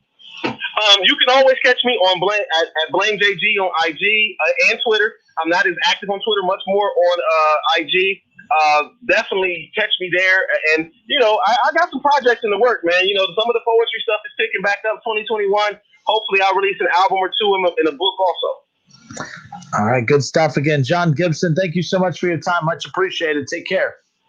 Thank you, gentlemen. Have a good evening. Later. All right, good stuff there. Again, John Gibson, a good friend of Kev's, played at Bowling Green from 1997 to 2001 and was there when Urban Meyer took over the Bowling Green Falcons program. And figured with your connection there, I wanted to at least find out, Urban Meyer, not the Fox analyst, not the, Urban Meyer show, interview. I mean, Urban Meyer, the coach, and is it going to, transcend into the NFL? I think it will. But again, I wanted to know what his style was like, when he's laying into somebody. Yeah.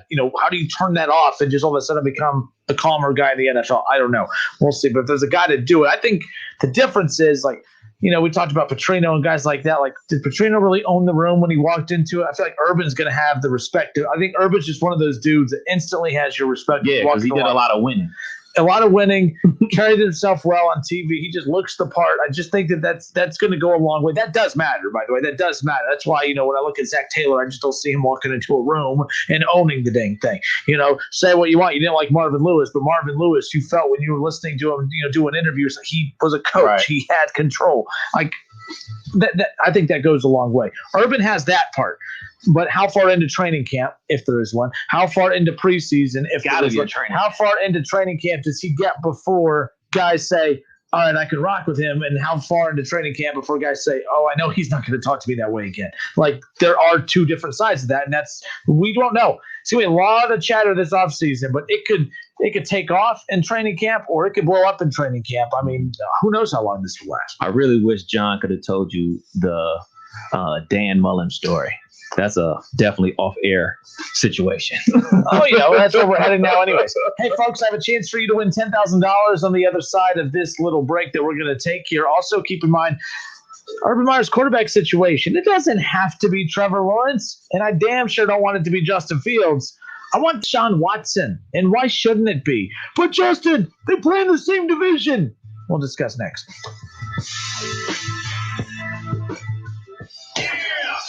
It's the Justin Kinner Show with Kev Nash on 1410 ESPN Radio. ESPN 1410 Wing AM weather. This afternoon will be partly cloudy, a high near 38. Tonight's going to be mostly cloudy with a chance of snow, a low around 24. And tomorrow will be mostly cloudy with a chance of flurries, a high near 32. I'm Pete Spivak for 1410 ESPN Radio. Weather is brought to you by Cullet Propane. 98% of their customers recommend Cullet. If you wouldn't recommend your current supplier, check them out at culletpropane.com. For the ones who know that a little late is always too late, and that the clock doesn't stop just because you're missing a part, Grainger offers supplies and solutions for every industry. And our Keep Stock inventory management solutions help ensure you have the right stuff in the right place at exactly the right time. Visit Grainger.com/keepstock to learn more. Grainger, for the ones who get it done. Pros bring something extra to every job. Now at the Home Depot, they also get something extra. Pro Extra, our free loyalty program built for pros just like you. Members earn perks with every dollar spent, like Pro Extra dollars, a tool rental credit, and more. New members get $20 off their next in-store purchase of $200 or more just for signing up. Learn more at homedepot.com/Pro Extra. New year, more rewards, Pro Extra, only at the Home Depot. How doers get more done.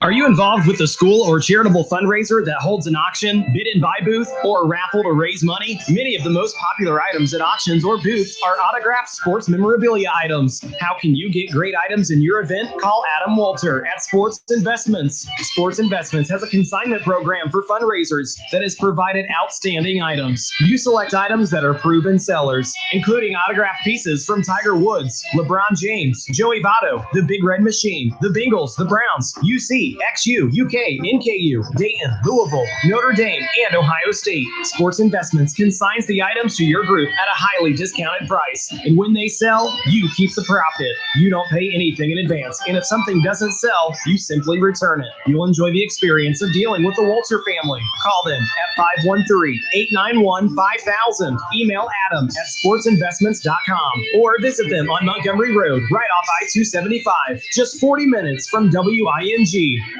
I'm Terry Krupp of Laird's Tax and Accounting, serving this area's tax and accounting needs for over 80 years. One of the most rewarding aspects of our jobs as tax preparers is that we have families that have used our services for generations. Laird's Tax and Accounting is a pioneer in our industry, being the first to offer new services. We stand behind your return if the IRS has questions. We know the tax code and can make the difficult task of making your tax filing easier. Relax. Contact us at 937-325-6571. Information at lairdstax.com. And Dewey Sausage Conies are back at Skyline Chili. They may look like regular conies, but savory spices in the sausage give them a bold Cajun accent. Come into your neighborhood Skyline today and kick it up a notch with Andouille Sausage Conies, made locally by Queen City Sausage. But you better hurry.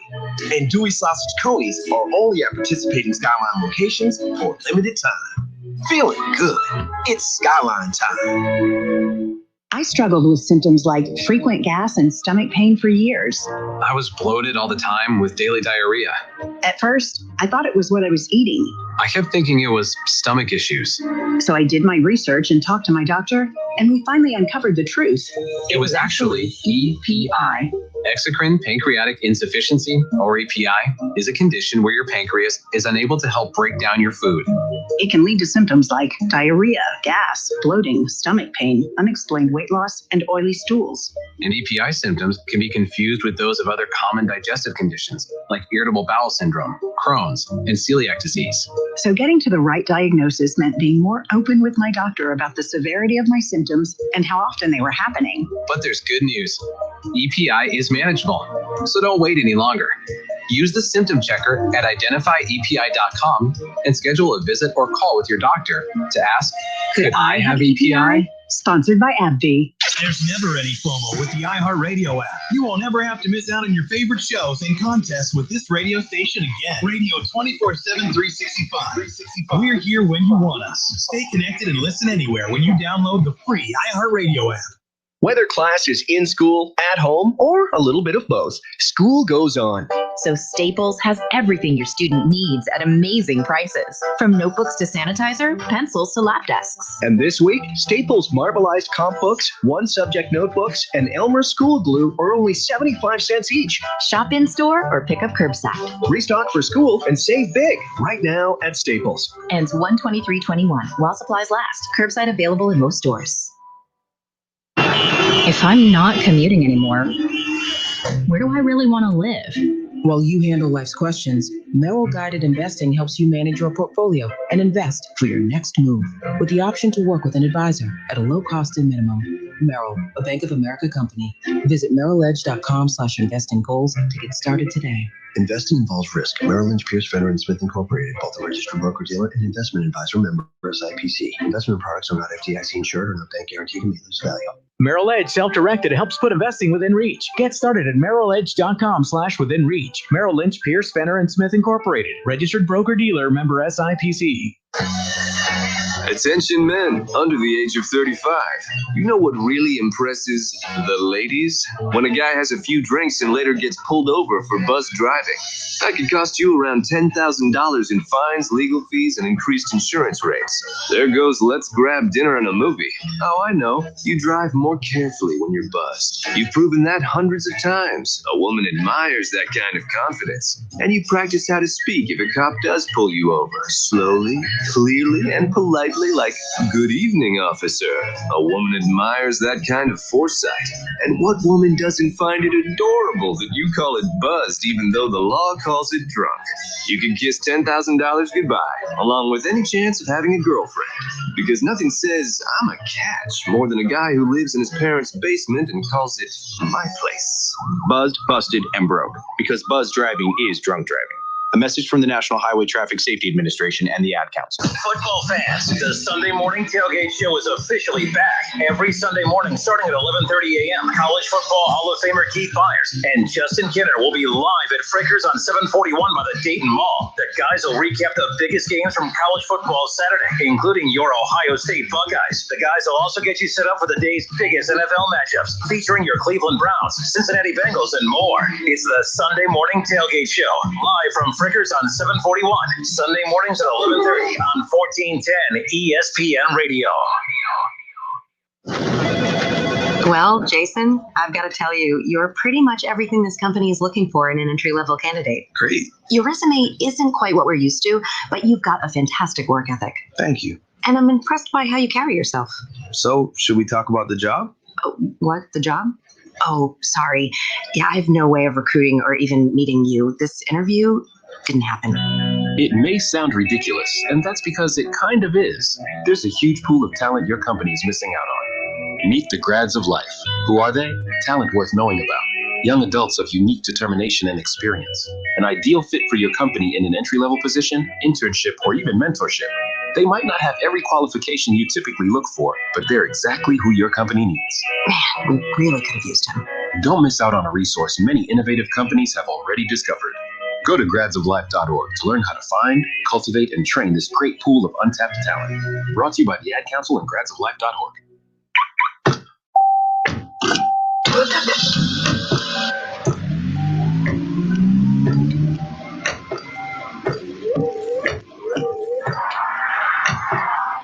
Driving has a rhythm all its own. Don't wreck it with a text.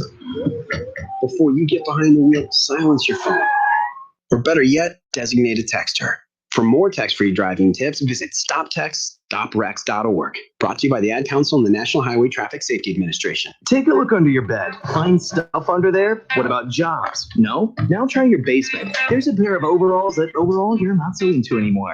A perfectly good laptop that hasn't sat in your lap in months. And even more stuff, but still no jobs? Well, you really have both. See, stuff is defined as household articles considered as a group. Sometimes this stuff is no longer needed. Wait, no longer needed? That can't be right. Because remember those jobs you were looking for? Those are really needed, and they're the stuff inside your stuff, even inside that winter coat that moved with you to Phoenix. Our job is to unlock those jobs, and it starts when you donate your stuff to your local Goodwill. Here's how we do it. When you donate to Goodwill, we sell your stuff to provide job training for people right here in your community. So just by teaming up with Goodwill, you help create jobs. And isn't that worth partying with the leftover guitar from your 80s cover band? Goodwill. Donate stuff, create jobs. Find your nearest donation center at goodwill.org. A message from Goodwill and the Ad Council. You wanted to see me? Yes, please, have a seat. So here's the thing. When this company brought you on, we took a chance on you. You didn't have that 4-year college degree we typically look for. Right. But we gave you a shot anyway. And since then, you've worked incredibly hard and given it your all. Thanks. You've been an important asset to the team, but I don't think you can be an intern here anymore. We want to hire you. You're serious? Absolutely. Find your next great employee. Introduce yourself to the grads of life. Who are they? Talent worth knowing about. Young adults of unique determination and experience. An ideal fit for your company in an entry-level position, internship, or even mentorship. They might not have every qualification you typically look for, but they're exactly who your company needs. I won't let you down. I know. Don't miss out on a resource many innovative companies have already discovered. Go to gradsoflife.org to learn how to find, cultivate, and train this great pool of untapped talent. Brought to you by the Ad Council and gradsoflife.org. Attention men under the age of 35. You know what really impresses the ladies? When a guy has a few drinks and later gets pulled over for buzz driving. That could cost you around $10,000 in fines, legal fees, and increased insurance rates. There goes let's grab dinner and a movie. Oh, I know. You drive more carefully when you're buzzed. You've proven that hundreds of times. A woman admires that kind of confidence. And you practice how to speak if a cop does pull you over. Slowly, clearly, and politely. politely like, "Good evening, officer." A woman admires that kind of foresight. And what woman doesn't find it adorable that you call it buzzed even though the law calls it drunk? You can kiss $10,000 goodbye, along with any chance of having a girlfriend. Because nothing says I'm a catch more than a guy who lives in his parents' basement and calls it my place. Buzzed, busted, and broke. Because buzz driving is drunk driving. A message from the National Highway Traffic Safety Administration and the Ad Council. Well, Jason, I've got to tell you, you're pretty much everything this company is looking for in an entry-level candidate. Great. Your resume isn't quite what we're used to, but you've got a fantastic work ethic. Thank you. And I'm impressed by how you carry yourself. So, should we talk about the job? Oh, what? The job? Oh, sorry. Yeah, I have no way of recruiting or even meeting you. This interview didn't happen. It may sound ridiculous, and that's because it kind of is. There's a huge pool of talent your company is missing out on. Meet the grads of life. Who are they? Talent worth knowing about. Young adults of unique determination and experience. An ideal fit for your company in an entry-level position, internship, or even mentorship. They might not have every qualification you typically look for, but they're exactly who your company needs. Man, we really could have used him. Don't miss out on a resource many innovative companies have already discovered. Go to gradsoflife.org to learn how to find, cultivate, and train this great pool of untapped talent. Brought to you by the Ad Council and gradsoflife.org. I grew up in an all-white neighborhood. I grew up in a diverse neighborhood. Everyone I knew was just like me. Brought something different to the party. They definitely helped shape the way I look at things. A neighborhood rich in diversity can leave its inhabitants better able to succeed in the global community they and their children will face. To better understand the benefits, please log on to www.aricherlife.org.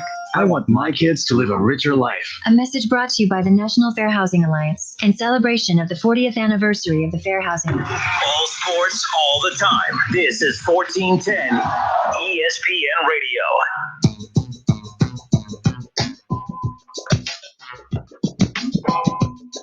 All right, everybody, we welcome you back. Justin Kinner, Kevin Nash with you here on Dayton's ESPN radio station. We have Buckeye basketball coming up next. Ohio State, Purdue, 6:30 will be the tip-off, 5:45 the pregame, and that's coming up right here on 1410 ESPN radio, so keep that in mind. Big thanks to John Gibson, who played at Bowling Green, came on to share stories about played for Bowling Green back in the late 90s into Urban Meyer's first year in 2001 with the Falcons, and shared what it was like being a part of the transition of Urban Meyer taking over for his first head coaching gig. So really cool stuff there. That'll be on the podcast. Make sure you subscribe and download the Justin Kinner Show podcast in your Apple iTunes and Google Play Store. You can listen to the show in its entirety, as well as select segments and all interviews like we did with John Gibson and even ESPN's Jason Fitz. So keep that in mind. As we sit here this afternoon, I have one more opportunity for you to win $1,000. Head to wingam.com. It's the 1410 ESPN Radio 10K payday. Enter the winning word work, WORK. Enter the winning word work at wingam.com for your chance to win $10,000. Kev, parting words? Good show today, man. It was a long weekend. Obviously, the MLK holiday was yesterday. Watched a couple documentaries on Dr. King. Obviously, get back into here to talk some sports with you. It's always a good time. And talking to my brother John Gibson, man. Haven't talked to him verbally in a little while. Lots of text messages. So just to catch up with him is pretty cool, man. Obviously, always talking with Jason Fitz every Tuesday is a great time. Too bad we didn't win because we would have been in Cleveland for the NFL draft if the Browns would have won. See what happens when I root for the Browns? I don't think anyone's going to be in Cleveland for the NFL draft. So to be fair, I don't even think technically, he might have got away with one. That's why he offered it up, because he knew it wasn't going to happen. I truly, guys, sorry. I mean, I would have, you could offer anything when you know you don't have to pay it off. I'd have been real mad, like if the NFL draft was in Vegas and the Browns would have won and we couldn't go. No kidding. Ain't that the truth? All right, folks, Ohio State basketball coming up. We'll get to our Deshaun Watson to the Jaguars with Urban Meyer conversation tomorrow's show. Again, Justin Kinner Show with Kev Nash, weekdays from 3 to 6. Buckeye basketball next.